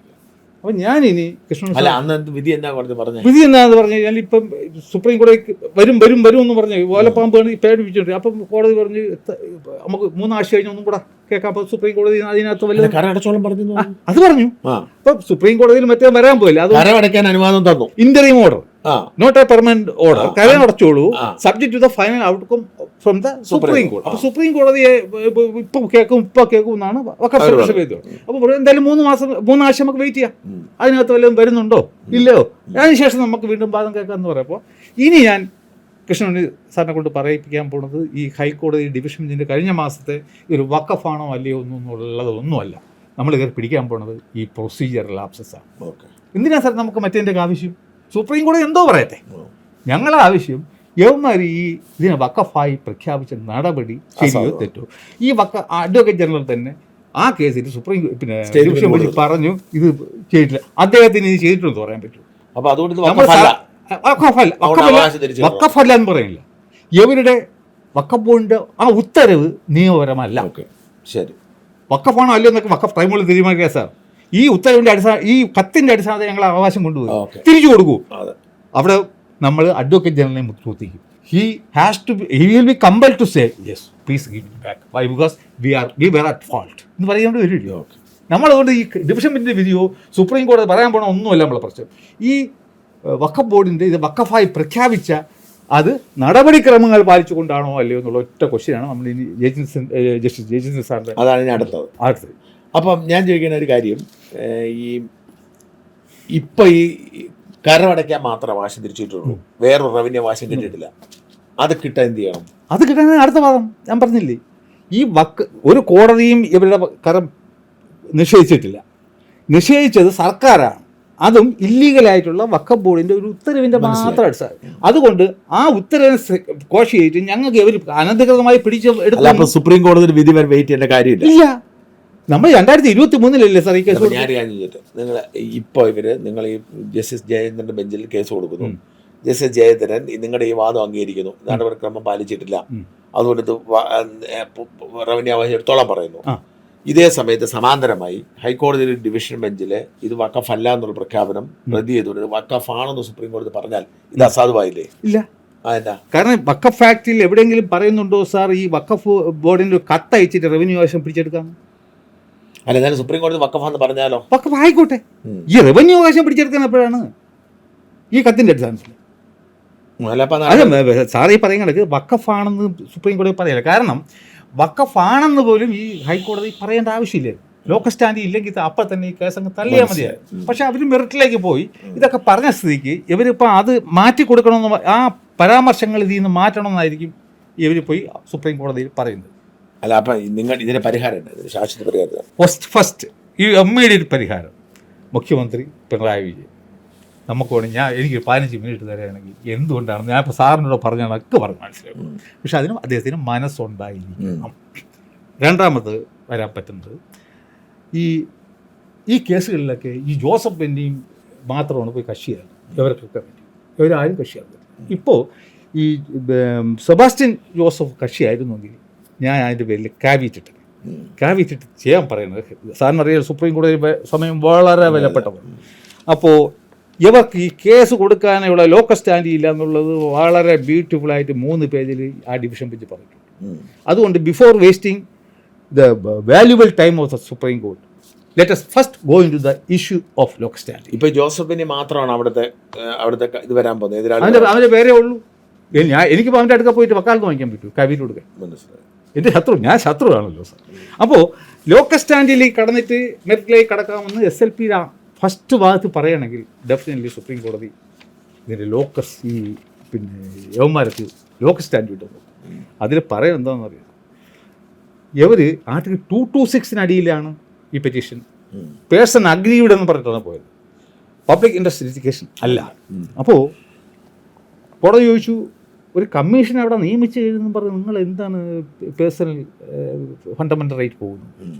ഒരു പക്ഷേ കമ്മീഷൻ വന്ന് ആ റിപ്പോർട്ട് നടപ്പിലാക്കുന്ന സമയത്ത് നിങ്ങൾക്ക് എന്തെങ്കിലും അവകാശങ്ങൾ നിങ്ങൾക്ക് വരാം 226. അപ്പോൾ നിങ്ങളിവിടെ വന്നത് PIL അവോയ്ഡ് ചെയ്ത് ഈ കോടതിയെ പറ്റിക്കാൻ വേണ്ടിയിട്ടാണ്. ചോദിച്ചോ? എഴുതി വെച്ചേക്കല്ലേ, ഞാൻ ഇതൊക്കെ വായിച്ചിട്ടിരിക്കുകയല്ലേ. കോടതി ഇതാണ് ഞാൻ എടുത്തപ്പോൾ തന്നെ ഇഷ്യൂ നമ്പർ 2 ഇവർക്ക് ഇതുണ്ടോ ഇല്ലയോ ലോക്കൽ സ്റ്റാൻഡ്. സ്പെഷ്യൽ പെറ്റീഷൻ എടുത്തു. അവിടെയല്ല, ഈ നമ്മൾ ഈ വഖഫ് അല്ല എന്ന് പറഞ്ഞ ഹൈക്കോടതി ഡിവിഷൻ ബെഞ്ചിന്റെ വിധി ഉണ്ടല്ലോ, ഹൈക്കോടതി അതിൽ വളരെ ഡീറ്റെയിൽ ആയിട്ട് എന്തുകൊണ്ട് ഇവർക്ക് ലോക്കൽ സ്റ്റാൻഡ് ഇല്ല എന്നുള്ള ഹൈക്കോടതി പറയുന്നുണ്ട്. മോറോവർ നിങ്ങൾ ഈ കേരള ഹൈക്കോർട്ട് റൂൾസ് 146 അവോയ്ഡ് ചെയ്തുകൊണ്ട് ഈ കോടതിയെ പറ്റിക്കാൻ വേണ്ടിയിട്ടാണ് വന്നത്. നിങ്ങൾ അങ്ങനെയാണെങ്കിൽ പബ്ലിക് ഇൻട്രസ്റ്റ് ലിറ്റിഗേഷൻ കൊടുക്കണമായിരുന്നു. അല്ല, ഈ കാര്യം സുപ്രീം കോടതി ബോധ്യപ്പെടുത്തുമെന്നുള്ളതാണ് പ്രശ്നം. ഫസ്റ്റ് അഡ്മിഷൻ സമയത്ത് തന്നെ പറയണം, വേറെ സമയം ആയില്ല. അത് പിന്നെ അവർ കൊടുത്തിരിക്കുന്നത് എനിക്ക് അതിൻ്റെ ഡീറ്റെയിൽസ് ഒന്നും അറിയില്ല സാർ. നമുക്ക് എവിടെ നിന്ന് ഇത് കിട്ടുക? സുപ്രീം കോടതി ഇല്ലേ? അല്ല, ഈ കാര്യം ഈ ഭൂസംരക്ഷണ സമിതിക്ക് നിങ്ങൾക്ക് ആർക്കും പോയി ചേരാൻ പറ്റത്തില്ലേ? അത് പറ്റത്തില്ല. ഈ കേസിലെ കക്ഷിയൊക്കെ മാത്രമേ ഇനി അത് പറ്റത്തുള്ളൂ. യൂന്ന് യോജിക്കില്ലേ? ഇവിടെ നടന്ന കേസ് പിന്നെ നിങ്ങൾ സുപ്രീം കോടതിയിൽ ഡയറക്റ്റ് കക്ഷിയാണ്. ഹൈക്കോടതി ഡിവിഷൻ ബെഞ്ചിലെ കേസ് നിങ്ങളില്ലായിരുന്നു? ഇല്ല, അത് ഞാനല്ല സാർ, മുനമ്പക്കാർക്ക് വേണമെങ്കിൽ കക്ഷിയായിരുന്നു. പക്ഷേ അനുഭവത്തിലെ കക്ഷിയായിരുന്നെങ്കിൽ ഇത് വീണ്ടും ജോസഫ് ബെന്നി അവൻ ഒപ്പിട്ടിരുന്ന ആർക്കറിയാം. നമ്മൾ രക്ഷപ്പെടാൻ തയ്യാറാണ്, പൈസ മുടക്കാൻ അവിടുത്തെ ആൾക്കാരും തയ്യാറാണ്. പക്ഷേ നമുക്ക് വക്കാലത്ത് വേണ്ടേ? വക്കാലത്തുള്ള കക്ഷിക്ക് മാത്രമേ സുപ്രീം കോടതിയിൽ പോയിട്ട് ക്യാബിനറ്റ് ഫയൽ ചെയ്യാൻ പറ്റൂ. അപ്പോൾ ഒരു നല്ലൊരു വക്കീൽ അത് സർക്കാരിനും വേണമെങ്കിൽ ചെയ്യാം. ഇത് സർക്കാർ ബഹുമാനപ്പെട്ട സർക്കാരിന് ഇത് കേൾക്കണം. അല്ല, അപ്പോൾ ഇത് വേണ്ടതുപോലെ ബാധിച്ചില്ലേ ചിലപ്പോൾ സുപ്രീം കോടതി പണി കിട്ടാൻ സാധ്യത ഉണ്ടല്ലോ. പണി കിട്ടാനുള്ള സാധ്യത. പക്ഷേ സുപ്രീം കോടതി അല്ലെ ഹൈക്കോടതി ഡിവിഷൻ ബെഞ്ച് അപ്പോൾ നിങ്ങളാരും പോയില്ലായിരുന്നു? സർക്കാർ പോയി, വേറെ ആരും പോയില്ല. അപ്പൊ സർക്കാർ വേണമെങ്കിൽ ഇവിടെയും സുപ്രീം കോടതി സർക്കാർ ക്യാബിനറ്റ് ഫയൽ ചെയ്തിരിക്കുകയാണ്. അങ്ങനെയാണെങ്കിൽ സർക്കാർ ഞാൻ ഈ പറയുന്നതാണ് സർക്കാർ കേൾക്കേണ്ടത്. അവിടെ പോയിട്ട് സർക്കാർ നന്നായി ചെയ്ത് നമ്മൾ പ്രതീക്ഷിക്കുന്നു. പിന്നെ ഞങ്ങൾ ഈ ഇതിലുള്ള ഒരു 2 കക്ഷികളുടെ പേര് അതിലുണ്ട്. അവർ ഞാൻ അതിൽ ഒരാളിനെ പിടിച്ചൊരു വക്കാലത്ത് തരാൻ പറ്റുന്നുണ്ടെങ്കിൽ we are ready to engage a advocate there. അവിടെ ഞങ്ങൾ എൻഗേജ് ചെയ്യുകയാണെന്നുണ്ടെങ്കിൽ ആദ്യം ഞങ്ങൾ എടുത്ത് കൊണ്ടുവരാൻ പോണത് ഈ ലോക്കൽ സ്റ്റാൻഡി ആയിരിക്കും. അങ്ങനെ എടുത്താൽ ലോക്കൽ സ്റ്റാൻഡ് ഇല്ല അല്ലേ, പിന്നെ we need not to waste our further valuable time എന്ന് പറയുന്നത് കളഞ്ഞു കഴിഞ്ഞാൽ അതോടുകൂടി മുൻപത്തെ എല്ലാ പ്രശ്നങ്ങളും. അതാണ് ഏറ്റവും എളുപ്പപരിപാടി. രണ്ടാമത്തെ മറ്റേ കോടതി എന്ന് കേൾക്കും. ഇവിടെ നമ്മുടെ മുഖ്യമന്ത്രിക്ക് വേണമെങ്കിൽ ഇന്ന് കൊടുക്കാം. അത് 1. 2 സുപ്രീം കോടതിയിൽ അതല്ല വാദം കേട്ടിട്ട് ഹൈക്കോടതി ഉത്തരവ് ശരിവയ്ക്കും എന്ന് നമുക്ക് പ്രതീക്ഷിച്ചാൽ അതോടുകൂടി അപ്പോൾ ആർട്ടിക്കിൾ 141 സുപ്രീം കോടതി പറഞ്ഞ എല്ലാ ജഡ്ജ്മെൻറ്റും ഫൈനലാണ്. പിന്നെ ട്രൈബ്യൂണലിലെ കേസൊക്കെ അപ്പുറം ഈ കിടക്കണ ഇപ്പം റവന്യൂ കേസുകളും തീരും. ഇതല്ലെന്നുണ്ടെങ്കിൽ അടുത്ത പരിഹാരം നമ്മൾ സെക്ഷൻ 2A റൂൾസ് വന്നു കഴിഞ്ഞു. നമ്മൾ അടുത്ത പെറ്റീഷൻ നമ്മൾ അതിലേക്ക് കിടക്കാം. സെക്ഷൻ 2A കിടക്കുന്നതിന് മുമ്പ് അപ്പോൾ അതോടുകൂടി അത് തീരും. ഇപ്പോൾ എന്താണ് അവിടെ തർക്കം? ഇവിടെ ഈ ആളുകൾ അവിടെ സമരം അവസാനിച്ചെന്ന് ഒരു കൂട്ടർ പറഞ്ഞു, അതല്ല തുടരുക എന്ന് പറഞ്ഞു. അങ്ങനെ പ്രശ്നമില്ല അവിടെ സാർ. ഞാൻ നേരത്തെ പറഞ്ഞല്ലോ, ഈ വഖഫ് സംരക്ഷണ വേദി എന്ന് പറഞ്ഞ് നടക്കുന്നത് ഒരു വെസ്റ്റേൺ ഗ്രൂപ്പാണ്. അതിൻ്റെ നേതാക്കൾ ജനങ്ങൾ അവർക്ക് വേണ്ട സപ്പോർട്ട് ഭൂസംരക്ഷണ സമിതി. പച്ചയ്ക്ക് പറയുകയാണെങ്കിൽ നമ്പറും കള്ളന്മാരാണ്. എനിക്കത് പറയാതിരിക്കാൻ ആളുകളെല്ലാം അവരുടെ കൂടെ ഉണ്ട്. ആളുകൾക്ക് അവരുടെ വസ്തു തിരിച്ചിട്ടുള്ള നേതാക്കന്മാർക്ക് പല ഐഡിയകളും ഉണ്ട്. അത് ഇവർ ആളുകൾ ഒഴിപ്പിച്ചു വിടണമെന്നാണ്. അല്ല, ഒഴിപ്പിച്ചു വിടേണ്ട ഒരു സാഹചര്യം ക്രിയേറ്റ് ചെയ്യപ്പെട്ട് കഴിഞ്ഞാൽ ഒരു പരിഹാരം ഉണ്ടാക്കാൻ വേണ്ടി സർക്കാരിന് വഖഫ് ബോർഡിന് 500 ഏക്കർ സ്ഥലം കൊടുക്കാൻ പറ്റും. ഇതാണ് അവരുടെ ഹിഡൻ രാജ്യം. അപ്പോൾ അവരിത് തീർന്നു അല്ല, അവരുടെ ഹൈബീഡം പറഞ്ഞ എന്താണെന്ന് അറിയാം. അവിടെ ഏക്കറിന് വസ്തുള്ളവരും ഉണ്ട്. 10 സെന്റിൽ കൂടുതൽ ഉള്ളവനും വീട് ഉള്ളവനും 5 സെന്റ്, 5 സെന്റ് വരെ ഉള്ളവനും 3 സെന്റ് കൊടുക്കാം. അവർ വലിയ ടീമാണ് ഈ വഖഫ് ബോർഡ് എന്ന് പറഞ്ഞാൽ. നീ ഒന്നും കളിച്ച എത്തൂലേ എന്ന് പറഞ്ഞു ഫിലിപ്പ് ജോസിന്റെ പറഞ്ഞൂടെ അവരുടെ വഞ്ചി സ്ക്വയറിലെ മീറ്റിങ്ങിന് ശേഷം. വേണമെങ്കിൽ ഉള്ളത് അവർ തന്നെ മാറ്റിക്കൊണ്ട് നക്കിക്കൊണ്ട് പോയിണ്ടെന്നാണ് അവരെ ഹബീബ്. അപ്പോൾ അതാണ് അവരുടെ അജണ്ട. അവരുടെ അജണ്ട. അതുകൊണ്ടാണ് എന്നെ ഇതിൽ നിന്ന് ചവിട്ടിയെടുത്ത് വെളിയിൽ കളയാനുള്ള ഞാൻ നിസ്സഹായനായിട്ട് നോക്കി. എനിക്ക് കേസ് കൊടുക്കാൻ പറ്റുമോ സാർ? Local stand എനിക്കുണ്ടോ? ഞാൻ ഇവിടെ പോത്തമ്പടയിലാണ് ട്രിവാൻഡ്രത്ത്. ഞാൻ മുനമ്പക്കാരനായിട്ട് പോകാൻ പറ്റൂ. പക്ഷേ ഭാഗ്യത്തിന് ഈ സെബാസ്റ്റ്യൻ ജോസഫ് ധൈര്യസമേതം എൻ്റെ അടുക്ക വരാനും അത് ഇതിൻ്റെ ചിലവൊക്കെ അഫോർഡ് ചെയ്യാൻ കപ്പാസിറ്റി ഉള്ള എഴുതണം. ആ ഒരു കാര്യം കൊണ്ടാണ് ഇപ്പോൾ വളരെ ഒരു പേടിയില്ലാതെ ഞങ്ങൾ വേണമെങ്കിൽ ഒരു വക്കാലത്ത് ആളുണ്ടെങ്കിൽ ഞങ്ങൾ സുപ്രീം കോടതി he's ready when to go to supreme കോടതി. അപ്പോൾ അതിനുള്ള ശ്രമവും ഞങ്ങൾ ഷോൺ ജോർജിനെ വിളിച്ചു. ഞാൻ പറഞ്ഞ് പിന്നെ അവിടുത്തെ പേപ്പർ ബുക്ക് എത്രയും പെട്ടെന്ന് എനിക്കൊന്ന് തരണം. അവർ ഫയൽ ചെയ്യണം. അവിടെ പേപ്പർ ബുക്ക് ഇപ്പം എന്നിട്ട് ഇവർ മുരമ്പത്തെ ഈ പറയുന്ന കള്ളന്മാരെ നേതൃത്വം കൊടുക്കുന്നവരാണ് പള്ളിയെ പിടിച്ച് അപ്പോൾ വന്നത് ഈ ജോസഫ് ബെന്നി എന്ന് പറയുന്ന ഏത് സമയം ഏത് പാർട്ടിയിൽ നിൽക്കും. ഇപ്പോൾ അദ്ദേഹം CPM ആയിരിക്കും. കോൺഗ്രസിന് കാരണം ഇപ്പോൾ മന്ത്രി രാജീവിൻ്റെ ഇതല്ലേ നാരങ്ങളുള്ളല്ലോ. നാണമുണ്ടോ സാറേ? അന്നുമല്ലേ 17-ാം തീയതി വീണ്ടും വാദം വരികയാണ് ഹൈക്കോടതി. അപ്പോൾ വേണമെങ്കിൽ ഒരുപക്ഷെ ഹൈക്കോടതി ഞാൻ നേരത്തെ സുപ്രീം കോടതി SLP എടുത്ത് കളഞ്ഞു കഴിഞ്ഞാൽ അന്ന് ജസ്റ്റിസ് ജയചന്ദ്രൻ അവരെ എല്ലാ അവകാശങ്ങളും തിരിച്ചു പോകും. അന്തസ്സുള്ള നമുക്ക് ഒരു അഭിമാനം ഉണ്ടെങ്കിൽ 17-ാം തീയതി വെയിറ്റ് ചെയ്തതിന് ശേഷം എന്ത് സംഭവിക്കുന്നൊക്കെ സാറേ അത്ര കപ്പാസിറ്റി ഉള്ളന്നേ. ഏതും മുതലെടുക്കുന്ന ഇവരൊക്കെ ഇനി എന്തെങ്കിലും പ്രത്യേക ഒന്നുമില്ല. ഈ ബെന്നി പിടിച്ചിട്ട് പിന്നെ മന്ത്രി രാജീവിൻ്റെ അടുത്ത മിനിസ്ട്രിയിൽ പേഴ്സണൽസ് അവർ കൊടുക്കാൻ പറ്റില്ല. ചെറിയൊരു ആഗ്രഹം. അച്ഛൻ്റെ കാര്യമാണ് പരമധൈര്യം. എൻ്റെ കൂടെ അങ്ങനെ മിണ്ടാത്തതാ പോട്ടെ, എനിക്ക് കുഴപ്പമൊന്നുമില്ല. ആദ്യം പറഞ്ഞ എന്താണ്, ഞങ്ങൾക്ക് ഇത്തിരി റെസ്റ്റ്, ഒരുപാട് ക്ഷീണമായി പോയി, റെസ്റ്റ് എടുക്കിയിട്ട് തൽക്കാലം നിന്ന്. പിറ്റെന്ന് പറയുന്നത് എന്താ, ഈ സെമിത്തേരി പരിപാടി നടത്തുന്നത്. ഞാൻ കഴിഞ്ഞ പ്രാവശ്യം അവിടെ പോയപ്പോൾ 4 പെണ്ണുങ്ങളാണ് അവിടെ ഇരുന്നത്. ഈ 4 എണ്ണത്തിന് അവിടെ നിന്ന് മാറ്റി ഒരു 50 അടി മാറ്റി 4 കസേരയിട്ട് അവിടെ ഇരുത്തിക്കൂടെ സാർ? ആളവിടെ കുറഞ്ഞായിരുന്നല്ലേ? പിന്നെ ആളിലൊക്കെ കുറേ. പിന്നെ അദ്ദേഹം പറയുന്നതാണ്, ഞങ്ങളെ എല്ലാ അവകാശങ്ങളും തിരിച്ചു കിട്ടിയത്. സാർ കണ്ടോ ഇല്ലെന്ന് എനിക്കറിയില്ല. ഒരു വീഡിയോ ഞങ്ങളെ എല്ലാ അവകാശവും തിരിച്ചു, പിന്നെ എന്തിനു സമരം ചെയ്യണം? ഇത്രയും ഒരു അദ്ദേഹം, നിങ്ങളുടെ ബൈബിളിലൊക്കെ പറയില്ലേ സാർ, ഇത്രയും കുഞ്ഞാടുകളെ സമർത്ഥമായിട്ട്, കാരണം ലോകപ്രശസ്തമായ ഒരു കേസ്, 610 കുടുംബത്തിൻ്റെ ജീവിത പ്രശ്നം, എന്ത് അന്തസ്സായിട്ട് ഫാദർ ജോഷി മയ്യലിനെ കണ്ട് പഠിക്കണം. എന്തൊരു ദൈവികത്തോളൊരു മനുഷ്യൻ, പേടിയില്ല, കാര്യം ഒരു രാഷ്ട്രീയക്കാരും സപ്പോർട്ടും സാർ ചെയ്യില്ല. അപ്പോൾ അദ്ദേഹവും ഞാനും കൂടെ ഒരു യൂണിയൻ വന്നതാണ് ഈ മുനമ്പത്തിൻ്റെ ഭാവിയിലെ വിജയത്തിൻ്റെ അടിത്തറയെന്ന് ഞങ്ങൾക്ക് കൃത്യമായിട്ട് പറയും. അല്ല, നാട്ടുകാർക്ക് ഇതറിയാം, നാട്ടുകാർക്ക് ഇപ്പം അവർ നിങ്ങളുടെ കൂടെ 90% നാട്ടുകാർ ഞങ്ങൾ എൻ്റെ ഫാദർ ജോഷി പിന്നെ അങ്ങനെയാണ് ഇപ്പം അവർ സമരം നടന്നുകൊണ്ടിരിക്കുന്നത്. പുതിയ സമരം തുടങ്ങി. പള്ളിയിൽ ജസ്റ്റോ സാറൊന്ന് ഓപ്പോസിറ്റ് ആയിട്ട് അവർ കിട്ടും. അല്ലാതെ ഈ അവരിനി ഈ പുതിയ സമരക്കാരിനി ഇത് മുഴുവൻ നേടിയിട്ട് അവസാനിക്കും. തീർച്ചയായിട്ടും മറ്റൊരു 4 പേരെ വെച്ചല്ലേ സാർ ഇത്രയും നാൾ സമരം നടത്തി. ഇവർ ഈ 2 പേരെ വെച്ചാൽ പോയി. ഇതുവരെ ഈ പള്ളി അങ്കണത്തിൽ ഇപ്പോൾ അവസാനം വന്നു 4 പേരും 3 പേരും ഒക്കെയാണ് ഉള്ളത്.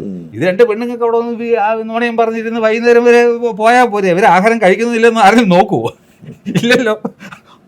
അവസാനം വരെ അല്ലെങ്കിൽ ഒന്നുമില്ലെങ്കിൽ 3 വെങ്കാല ദിവസം വെച്ച് അവിടെ ഇരുന്ന ആൾ കിട്ടൂല്ലേ. സമരം ആളുകൾ ഒരുമിച്ചാ തോന്നുന്നു. അവിടെ ജനമുണ്ട് സാർ. അവർ ഒറ്റക്കെട്ട, അവർ പാവപ്പെട്ട ആൾക്കാർ ഒറ്റ ആഗ്രഹം, ഞങ്ങൾക്ക് ആര് കേസ്, സ്റ്റാലിൻ ദേവൻ കേസ് നടത്തിയാലും, മയ്യാറ്റിൽ ഫാദർ നടത്തിയാലും, ജോസഫ് ബഞ്ഞി, ഞങ്ങൾക്ക് ഞങ്ങളുടെ സാധനം തിരിച്ചു കിട്ടിയാണ്. അപ്പോൾ ഈ സെക്ഷൻ 2 പരിഹാരം കൂടെ പറയാൻ എന്താണ്? സെക്ഷൻ 2A എന്ന് പറയുന്നത് അതായത് പുതിയ നിയമം. അല്ലല്ല, അവിടെ വരും നമ്മൾ ഇനി അടുത്തത്. നമ്മൾ ബാക്കി എല്ലാ കാര്യങ്ങളും പറഞ്ഞു, പറയാതെ പോയെന്ന കാര്യം വഖഫ് ഭേദഗതി നിയമമാണ്. ഈ വഖഫ് ഭേദഗതി നിയമം എങ്ങനെയാണ് മുനമ്പത്തെ സഹായിക്കുന്നത്? സാർ, ഞാൻ ആദ്യം ഈ വഖഫ് ബില്ല് അവതരിപ്പിച്ചല്ലോ. 2024 ഓഗസ്റ്റ് മാസം 8-ാം തീയതിയാണ് ബില്ല് കിരൺ റിജിജു അവതരിപ്പിച്ചത്. അപ്പോൾ ഞാൻ ആ പിന്നെ ബില്ല് വായിച്ചു നോക്കിയപ്പോൾ ഞാനൊരു വീഡിയോ ചെയ്തായിരുന്നു. അതിൽ ഒരു പരിഹാരവും ഇല്ല. കാരണം ഒരു ആൾ ഇന്ത്യ ലെവലിൽ എല്ലാ ജനങ്ങൾക്കും വേണ്ടി പൊതുവായിട്ടൊരു നിയമം കൊണ്ടുവരുമ്പോൾ അതിൽ മുനമ്പത്തിന് വേണ്ടി മാത്രമേ വല്ലതും കൊടുക്കാൻ പറ്റത്തില്ല. അത് BJP കുറ്റം പറഞ്ഞിട്ട് കൊടുക്കാൻ പറ്റത്തില്ല. റിട്രോസ്പെക്റ്റീവ് എഫക്റ്റ് കൊടുക്കാൻ പറ്റത്തില്ല. എന്താണ് ഒരു നിയമവും അങ്ങനെ നേരത്തെ ഉണ്ടായിരുന്ന നിയമത്തിൻ്റെ അടിസ്ഥാനത്തിൽ കോടതികൾ പല വിധികളും ആൾറെഡി പറഞ്ഞു. അപ്പോൾ റിട്രോസ്പെക്റ്റീവ് ആയിട്ട് കൊടുക്കുമ്പോൾ കോടതിയുടെ ഇതിൽ സെപ്പറേഷൻ ഓഫ് പവർ എക്സിക്യൂട്ടീവ് അതിൻ്റെ അകത്ത് കടന്ന് that is impossible, quite impossible. അപ്പം ഞാനൊരു വീഡിയോ ചെയ്തു. ഇതിൽ മുനമ്പത്തിന് വേണ്ടിയിട്ട് പ്രത്യേക പരിഹാരമൊന്നും ഇല്ല. ഒരേ ഒരു ചാൻസ് കിട്ടും. പണ്ടത്തെ റിവിഷനും പകരം അപ്പീൽ കൊടുക്കും, വേറൊന്നുമില്ല. അങ്ങനെ ഇരുന്നാണ് JPC റിപ്പോർട്ട് ഫെബ്രുവരി മാസം 14-ാം തീയതിയാണ് പുറത്തു വന്നത്. രാത്രി 12:30 മണിക്കാണ് എനിക്ക് ഫാദർ ജോഷി മയ്യറ്റിൽ ഫോൺ ചെയ്തത്. ഞാൻ അതും കൊണ്ട് കഴിച്ചു. എനിക്കിത് ഇത് പ്രത്യേക വികാരമാണ്. വൈഫ് ചോദിച്ചു എവിടെ പോകണം. ഞാൻ പറയും ഇത് വായിച്ചു നോക്കണം, എനിക്ക് കുറച്ച് വായിക്കാനുണ്ട്. അപ്പോൾ ഞാൻ പേപ്പറൊക്കെ എടുത്തു വെച്ചു. പിന്നെ ചാനൽ ചർച്ചയ്ക്ക് ആരെങ്കിലും വിളിക്കുമെന്ന് ഓരോന്നോരോന്നായിട്ട് എഴുതുക. അപ്പോൾ എനിക്ക് ഈ 936 പേജും വായിക്കേണ്ട ആവശ്യമില്ല. എന്തൊക്കെയാണ് റെക്കമെൻഡേഷൻ, പുതിയ ഭേദഗതി എന്തൊക്കെയാണ് ചെയ്തിരിക്കുന്നത് അറിയും. അപ്പോൾ ഞാൻ ഓരോ ക്ലോസ് ആയിട്ട് മറിച്ച് ക്ലോസ് 10 അവിടെ ഞാൻ എത്തിയത് രാവിലെ 3 മണിക്കാണ്. Amending para 30. അപ്പോൾ ഈ അതിൽ ഉണ്ടായിരുന്നത് വെച്ചാൽ ഈ ബോറ അഗാഖാനിക്കുകയാണെങ്കിൽ പ്രത്യേകം വഖഫ് ബോർഡുകൾ ഉണ്ടാക്കാമെന്നുള്ളൊരു പരിഷ്കാരം ഉണ്ട്. എന്തോ പറ്റിയെന്ന് വെച്ച് കഴിഞ്ഞാൽ അവിടെ ഈ Bora communities they are very rich. അപ്പോൾ അവർ കാലാകാലങ്ങളിൽ അവർ ഫണ്ടമെന്റലിസ്റ്റും അല്ലല്ല കാണാൻ നല്ല സുന്ദരക്കൂട്ടവും. എനിക്ക് ബോറ കമ്മ്യൂണിറ്റിയിലുള്ള ഒരു ആൾക്കാരെ, എൻ്റെ ചേട്ടൻ ഒരു ക്രിസ്ത്യൻ സ്കൂളുണ്ട്, അവിടെ കൊണ്ട് മോനെ കൊണ്ട് നടത്തിയിട്ട് പറഞ്ഞ ഒരേ ഒരു കാര്യം, പള്ളി ഞങ്ങളും ഉണ്ടോക്കളെ, ഇവിടുത്തെ ഒരു പള്ളിന് മുട്ടേക്കരുതാണ് മക്കളെ. അപ്പോൾ ഹരീഷ് സാൽവെ ആയിരുന്നു അദ്ദേഹത്തിന് വേണ്ടി ഇവർക്ക് വേണ്ടിയിട്ട് ഈ പിന്നെ ഇവിടെ JPCയിൽ വാദിക്കാൻ വന്നു. അവിടെ തന്നെ സാർ അവർ കപ്പാസിറ്റി അവർ പറഞ്ഞ ഒറ്റ കാര്യം, ഞങ്ങൾ ഈ സാധാരണ ഇത് വഖഫ് ഉണ്ടാക്കില്ല, ഞങ്ങൾ അതിനൊരു ട്രസ്റ്റാണ് പറയുന്നത്. അപ്പോൾ 1995 വരെ ഞങ്ങൾക്ക് പ്രശ്നമില്ലായിരുന്നു. കാരണം ട്രസ്റ്റിൽ നിന്നും ഇവർ എടുക്കില്ലായിരുന്നു വഖഫ് ബോർഡ്. പക്ഷേ 1995 തൊട്ട് ഞങ്ങൾ ഈ വസ്തുക്കളൊക്കെ, ട്രസ്റ്റിൻ്റെ വസ്തുക്കളൊക്കെ ഇവർ വഖഫ് ആക്ടിൻ്റെ പരിധിക്കകത്ത് കൊണ്ടുവന്നിരിക്കുകയാണ്. അപ്പോൾ ഞങ്ങളെ ആചാരപ്രകാരം ഞങ്ങളെ മതപരമായ കാര്യങ്ങളിൽ ബാഹ്യശക്തികൾ ഇടപെടുന്നത് ആത്മഹത്യാപരമാണ്. ഞങ്ങൾക്ക് അതുകൊണ്ട് ആർട്ടിക്കിൾ 26 അത് റിലീജിയസ് ഡിനോമിനേഷന് വേണ്ടിയുള്ള അതിൻ്റെ അവകാശപ്രകാരം ഞങ്ങൾക്ക് സ്വന്തമായിട്ട് ഞങ്ങളുടെ ഇൻസ്റ്റിറ്റ്യൂഷൻ സ്വന്തമായിട്ട് മാനേജ് ചെയ്യാനുള്ള റൈറ്റ് ആർട്ടിക്കിൾ 26 പ്രകാരമുണ്ട്. അതുകൊണ്ട് ഞങ്ങൾ ഇതിൻ്റെ പരിധി പുറത്താക്കി തന്നു. ഹരീഷ് സാൽവെ സാറാണ് ഒന്ന് വാദിച്ച് അത് അവർക്ക് കിട്ടി. JPC കിട്ടിയപ്പോൾ എന്ത് പറഞ്ഞു, അതിന് വേണ്ടിയിട്ടാണ് ഈ സെക്ഷൻ 2 അതിൽ എ എന്നുള്ള ആദ്യമായിരുന്നു, ഇപ്പം അത് പ്രവേശനമാക്കി. അതിൽ പറയുന്നത് സിമ്പിളാണ്. ഈ ആക്ട് നിലവിൽ വരുന്നതിന് മുമ്പേ തന്നെ എന്നെങ്കിലും ഏതെങ്കിലും ഒരു വസ്തുവിനെ വഖഫ് ആണെന്നോ വഖഫ് അല്ല എന്നോ ഒക്കെ ഏതെങ്കിലും കോടതികൾ പറഞ്ഞിട്ടുണ്ട് എങ്കിൽ പോലും വഖഫ് ആക്ടിൻ്റെ പരിധിക്ക് പുറത്തായിരിക്കും. വഖഫ് ബോർഡിന് അതിൽ നിയന്ത്രണം ഇല്ലയെന്ന് മാത്രമേ ആവശ്യം. വഖഫ് ആണെങ്കിലോ അല്ലെങ്കിലും വഖഫ് ആക്ടിൻ്റെ പരിധിക്ക് പുറത്തായിരിക്കും. വഖഫ് ബോർഡിനെ അതിൽ ഒന്നും ഇടപെടാൻ പറ്റില്ല. മുൻപാണെന്ന് വിചാരിക്കണം.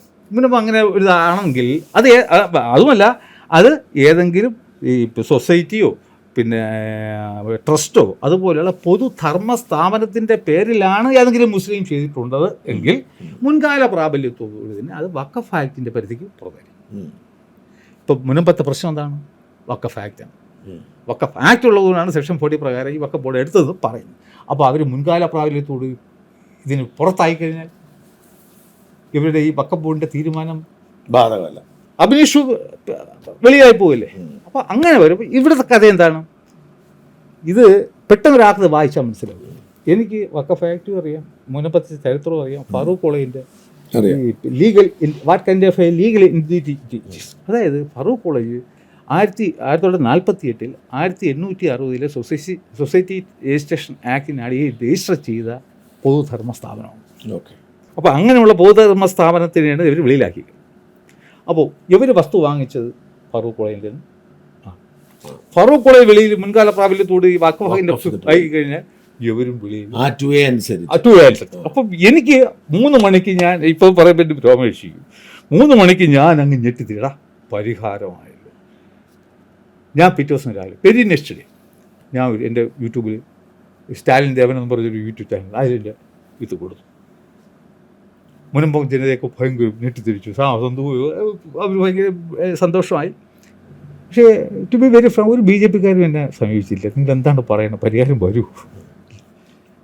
അത് കഴിഞ്ഞ് ഫെബ്രുവരി മാസം 23 ഞാൻ അനിൽ നമ്പ്യാരെ വിളിച്ചിട്ട് പറഞ്ഞു, സാറേ 2-3 മാസം കഴിയുമ്പോൾ ഏറ്റവും വലിയ ചർച്ചാ വിഷയമാകുമ്പോൾ ഒരു സംഭവമുണ്ട്. അപ്പോൾ നിങ്ങൾക്ക് ഇത് വരുന്നതിന് മുമ്പ് അറിഞ്ഞുകൂടാതെ ഞാൻ പറയണമെങ്കിൽ കേട്ട് പറഞ്ഞ് വീണ്ടും തെറ്റായിപ്പോയി കഴിഞ്ഞാൽ മോശമാവും. എന്നെ വിശ്വാസം ഉണ്ടെങ്കിൽ ഞാൻ ഇൻ്റർവ്യൂ ചെയ്തു.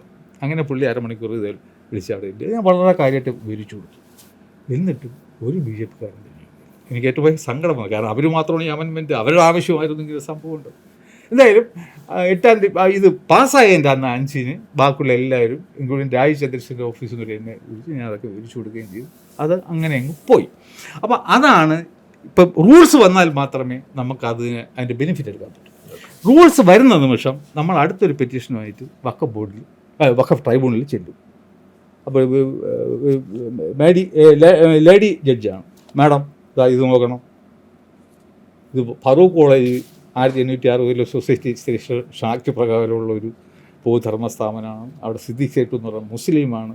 ഈ മുസ്ലിം മതം അനുശാസിക്കും പ്രകാരമുള്ള പയസ് റിലീജിയസ് ചാരിറ്റബിൾ പർപ്പസിന് കൊടുത്തിരിക്കുന്നു എന്ന് പറയുന്നു. പക്ഷേ അത് കേൾക്കാനുള്ള ജുറിസ്ഡിക്ഷൻ ഇനി മാഡത്തിന് ഇല്ലാത്ത. ഓക്കെ, സാറാണെങ്കിൽ എന്ത് പറയും? ശരിയാണെന്നല്ലേ പറയാം. അപ്പോൾ ഒരു ഉത്തരവിൽ നിന്ന് കഴിഞ്ഞാൽ അല്ലാതെ ഇത് പറയുമ്പോൾ അത് എനിക്കൊരു അനുഭവം പറയാം. രമേശ് ചെന്നിത്തല ആഭ്യന്തരമന്ത്രിയായിരുന്ന സമയത്ത് എനിക്കെതിരെ കുറേയധികം കേസുണ്ടായിരുന്നു. ഇപ്പം പലരും ഇപ്പം പിണറായി ചീത്ത വിളിക്കുമ്പോഴും അതെല്ലാം IT ആക്ട് 66A എന്ന് പറയുന്നൊരു വകുപ്പ് അനുസരിച്ചായിരുന്നു. അതൊക്കെ ഇപ്പം ഞാൻ ബെന്നി ബാനാനിക്കെതിരെ കേസ് കൊടുത്തു, ടോണി ചമ്മണി കൊടുത്തു.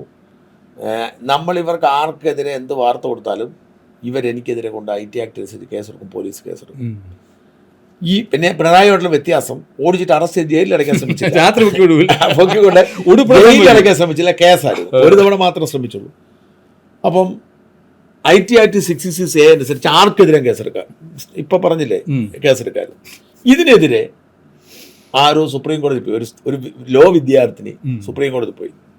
സുപ്രീം കോടതി ഇത് ഭരണഘടനാ വിരുദ്ധമാണെന്ന് പറഞ്ഞ് IT ആക്ടിലെ 66A എന്ന് പറയുന്ന സെക്ഷൻ റദ്ദ് ചെയ്തു.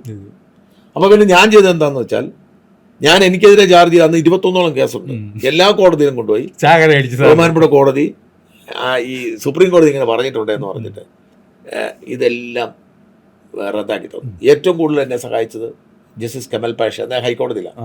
പല കേസും ഹൈക്കോടതിയിൽ എടുത്തിട്ടിരിക്കുകയായിരുന്നു. ഹൈക്കോടതിയിൽ നിന്ന് മുഴുവൻ കാശ് ഏൽപ്പിച്ചു.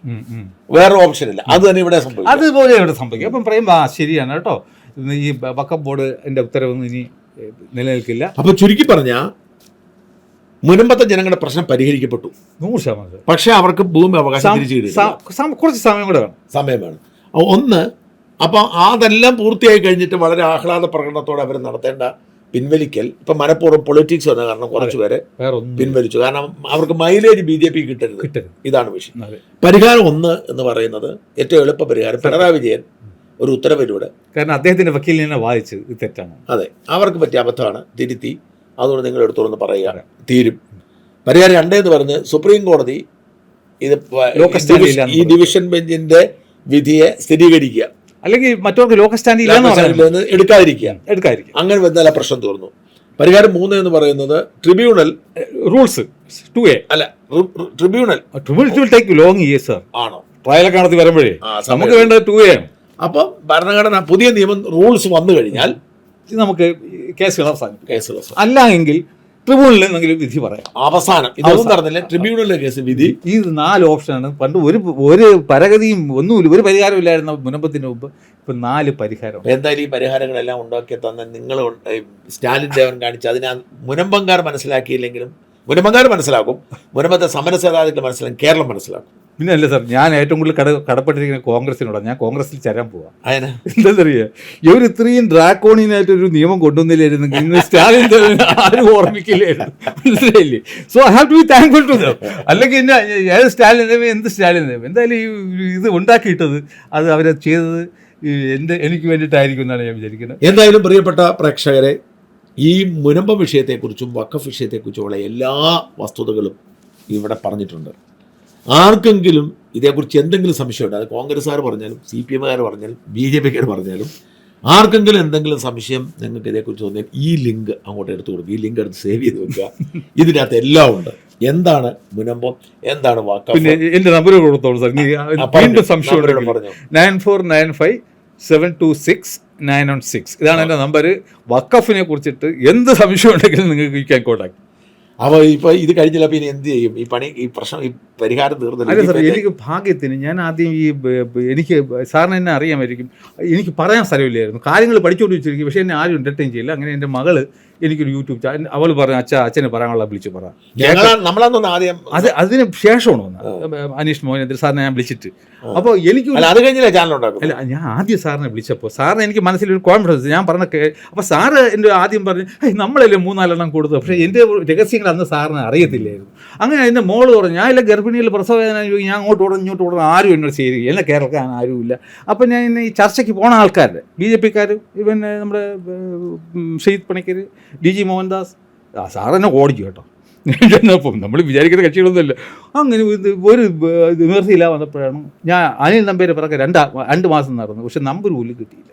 അങ്ങനെ എൻ്റെ മോള് പറഞ്ഞു, അച്ഛ ഒരു കാര്യം ചെയ്യും, ഞാൻ അച്ഛൻ്റെ യൂട്യൂബ് ചാനൽ ഉണ്ടാക്കി തരാം, അച്ഛന് പറയാനുള്ള അവിടെ ഇരുന്ന് പറ, ആരെങ്കിലും കാണുക കേൾക്കുകയോ അത് അച്ഛൻ പറയിടാറുണ്ടെന്ന് പറഞ്ഞു ഒരു യൂട്യൂബ് ചാനൽ. പക്ഷേ നമ്മളതിന് മുമ്പ് അനീഷ് മോഹൻ നമ്മുടെ ഞാൻ എന്നിട്ടാണ് സാറിന് ലണ്ടനിലിരുന്ന സമയത്താണ് ഞാൻ സാറിന് എൻ്റെ ലിങ്ക് അയച്ചത്. അപ്പോഴാണ് സാർ എന്നെ വിളിച്ച് പറഞ്ഞത് അനീഷ് വിൽ കാളിയെന്ന് പറഞ്ഞത്. അതിനുശേഷം ഞാൻ എൻ്റെ യൂട്യൂബ് ചാനൽ തുടങ്ങിയിട്ട് അത് 4, 3, 7 വരെയൊക്കെയാണ് കാണുന്നത്, മനസ്സിലായില്ലേ? അങ്ങനെയാണ് പിന്നെ ആദ്യം ഇവിടെ വന്നതും, പിന്നെ ജനം TV-യിൽ, പിന്നെ അനിലം പേര് എന്നെ ഇങ്ങോട്ട് കോൺടാക്ട് ചെയ്യും. അപ്പം മറ്റേ ഇതുപോലെ ഒന്നുകൊണ്ട് പൊതുജന താല്പര്യമുള്ള ഒന്നുകൊണ്ട് വിഷയങ്ങൾ എനിക്ക് ലോകത്തിന് മുമ്പിൽ കൊണ്ടുവരാൻ താല്പര്യമുണ്ട്. ഉദാഹരണത്തിന് ഇപ്പം ഞാനൊക്കെ നേരിടുന്നൊരു പ്രതിസന്ധി ഈ ഓൺലൈൻ ജൂറിസ്ഡിക്ഷൻ എന്ന് വെച്ചാൽ, ഈ നേരത്തെ എന്ന് പറഞ്ഞാൽ നമുക്കൊരു ജൂറിസ്ഡിക്ഷൻ കൃത്യമായ നിയമമുണ്ട്. നിങ്ങൾ പ്രതിയോ വാദിയോ ആരെങ്കിലും ഒരാളുടെ ഏറിയാണ്. ഇപ്പോൾ ഓൺലൈൻ ജൂറിസ്ഡിക്ഷൻ വന്നപ്പോൾ ലോകത്ത് എവിടെയും ആർക്കെതിരെയും ആർക്കും കേസ് കൊടുക്കാത്ത സാധനമുണ്ട്. അവിടെ ഇപ്പോൾ ഞാൻ ചെയ്യുന്നതെന്ന് വെച്ചാൽ, എനിക്കൊക്കെ പ്രശ്നം വെച്ചാൽ എനിക്ക് ഇന്ത്യയിൽ എല്ലായിടത്തും കേസാണ്. ഇതിനൊരു പരിഹാരം ഉണ്ടാക്കണം. അതിന് പരിഹാരം ഉണ്ട്. പരിഹാരം ഉണ്ടെന്ന് പറഞ്ഞാൽ അല്ല, അതിന് പരിഹാരം ഉള്ളത് എന്താണെന്ന് വെച്ചാൽ വളരെ സിമ്പിളാണ്. ഇപ്പം ലക്നൌവിൽ താമസിക്കുന്ന സ്റ്റാലിൻ ദേവന് എൻ്റെ ഒരു വാർത്ത കൊണ്ട് അപമാനം ഉണ്ടായെങ്കിൽ ലക്നൌവിൽ കൊടുത്തോട്ടെ, വിരോധമില്ല. ഞാൻ എരുമേലിലാണെന്ന് പറഞ്ഞു, ഞാൻ തിരുവനന്തപുരത്താണെങ്കിലും ലക്നൌ കൊടുത്തോട്ടെ. പക്ഷേ തിരുവനന്തപുരത്ത് താമസിക്കുന്ന സ്റ്റാലിൻ ദേവന് ലക്നൌ കൊണ്ട് കൊടുക്കേണ്ട കാര്യമില്ല. ഇപ്പം അതാ നടക്കുന്നത്. ഇപ്പം മലബാർ ഗോൾഡ് എനിക്കെതിരെ കേസ് കൊടുക്കുന്നത് മുംബൈയിൽ, ഇന്ത്യൻ ക്രെഡിറ്റ് സൊസൈറ്റി എനിക്കെതിരെ കേസ് കൊടുത്തിരിക്കുന്നത് ചെന്നൈയിൽ, പിന്നെ വേറൊരാൾ കൊടുത്തിരിക്കുന്നത് ബാംഗ്ലൂര്. വേറെ അപ്പൊ സാർ ഇതിന്റെ ഈ ഒഫൻസ് ആണല്ലോ അല്ലെങ്കിൽ അത് എവിടെ നടന്നതായിട്ടാണ് അവര് അതിന്റെ കൺസെപ്റ്റ് എങ്ങനെ?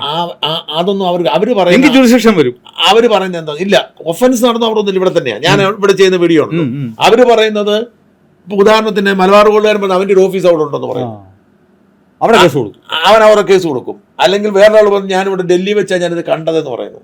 അപ്പൊ ഇത് വലിയൊരു കുഴപ്പമാണ്. യഥാർത്ഥത്തിൽ ആ കോടതിക്ക് തീരുമാനം എടുക്കാൻ പറ്റുന്നില്ല. ഇതിനൊരു തീരുമാനം ഉണ്ടാക്കണം. ഓൺലൈൻ ജൂറിസ്ഡിക്ഷൻ എന്ന് പറയുന്നതിനെ ചില അത് ഉപദ്രവിക്കാൻ വേണ്ടി ചെയ്യാൻ പാടില്ല, ഉപദ്രവിക്കാൻ വേണ്ടി ചെയ്യാൻ പാടില്ല. അതുപോലെ തന്നെ മറ്റൊരു വിഷയം എന്ന് പറയുന്നത്, ഒരു കേസ് എനിക്കെതിരെ എടുക്കുന്നു, CMB ഇട്ടിട്ട് വേറൊരു കേസ് എടുപ്പിക്കുക. നിലനിൽക്കത്തില്ലാത്ത കേസ് കൊണ്ട് CMB ഇട്ട് ഇപ്പൊ CMB കേസ് എടുക്കാൻ പറയാം. അപ്പൊ എന്നെ പോലുള്ള ജീവിക്കാൻ വേണ്ട അവസ്ഥയായിരിക്കും. അപ്പൊ ഇത്തരം ഒരുപാട് ടെക്നിക്കൽ വിഷയം കൊണ്ട് ബുദ്ധിമുട്ടിക്കുന്ന അതിൽ ഇന്നത്തെ കാലത്തെ അതൊക്കെ നമുക്കൊന്ന് റിസർച്ച് ചെയ്തിട്ട് തീർച്ചയായിട്ടും ഞാൻ നിയമപരമായിട്ട് ബന്ധപ്പെട്ട സാർ എനിക്ക് ഗീവ് മി ടൈം. കാരണം ഞാൻ ഇതുപോലെയാണ് ഞാൻ റിസർച്ച് ചെയ്ത്, അല്ല ഞാൻ കറക്റ്റ് തരാം, ഞാൻ അതിന്റെ പോയിന്റും അതിന്റെ നമ്മുടെ തോന്നലും തരാം, പിന്നെ അങ്ങനെ റിസർച്ച് ചെയ്ത് ഞാൻ ചെയ്യാം. I will be so delete. അതുപോലെ സമൂഹത്തിന് നമുക്ക് കുറച്ച് കാര്യങ്ങൾ ചെയ്യാം. എനിക്ക് നിയമപരമായ കാര്യത്തിൽ ഇതുള്ളത് എനിക്ക് താല്പര്യം. അപ്പൊ എല്ലാ ആശംസകളും. Thank you sir, thank you. ഇതൊക്കെ കഴിഞ്ഞിട്ട് നമുക്ക് മുനമ്പം പ്രശ്നം പരിഹരിച്ചിട്ട് വീണ്ടും കാണാം. മുനമ്പം പ്രശ്നം പരിഹരിക്കുമ്പം അവിടെ അങ്ങ് ഞാനും, കാരണം ഇത് ആദ്യം ജനങ്ങളുടെ മുമ്പിൽ എത്തിച്ച ആള് തീർച്ചയായിട്ടും അങ്ങ് ഞാനും ഒക്കെ ഇപ്പൊ ജനങ്ങളുടെ മുമ്പിൽ വെച്ച് നമുക്കിത് ആഹ്ലാദ പ്രകടനം നടത്തണം. തീർച്ചയായിട്ടും അവർ വിളിക്കുന്നില്ല സാറ് ഒരുപാട് കാര്യം sir you did A marvellous job. ഇത് ജനങ്ങൾക്കിടയിൽ എത്തിച്ചത് ഞാൻ സാർ, അതിന് ഒരു സംശയമില്ല. ഞാൻ എല്ലാ പേപ്പർ വർക്കിൽ കൂടി എന്തൊക്കെ നമുക്ക് ഡിഫെൻഡ് ചെയ്യാന്ന് മാത്രമേ കണ്ടെത്തി. എത്രയോ കാലമായിട്ട് ഞങ്ങൾ മുനമ്പംകാർക്കറിയാം. അല്ല, മുനമ്പം വിഷയം പരിഹരിക്കപ്പെടുമ്പോൾ സാറിന്റെ പേര് ലീഡിങ് റോളിൽ തന്നെ കാണും, എന്റെ പേര് കാണും, ആരും എടുത്ത് കളഞ്ഞ മയ്യാറ്റർ ഫാദറിന്റെയും ഒക്കെ കാണും. അതിന് ഒരു സംശയം. പിന്നെ ഈ ജോസഫ് സെബാസ്റ്റ്യൻ ഈ കാര്യം കൊണ്ട് നമുക്ക് പന്ത് കൊണ്ട് കൈ തന്നേല് കളിച്ചോളൂ എന്ന് പറഞ്ഞില്ലേ? അല്ല, ഞാനിതിലേക്ക് വരുന്ന ജോസഫ് സെബാസ്റ്റ്യന്റെ സഹോദരൻ ഫിലിപ്പ് കൊണ്ട്. അപ്പോൾ എല്ലാ പ്രിയപ്പെട്ട പ്രേക്ഷകർക്കും നന്ദി. വിശദമായി തന്നെ എല്ലാ സംശയങ്ങളും പരിഹരിക്കപ്പെടുന്നു. Thank you. Thank you sir.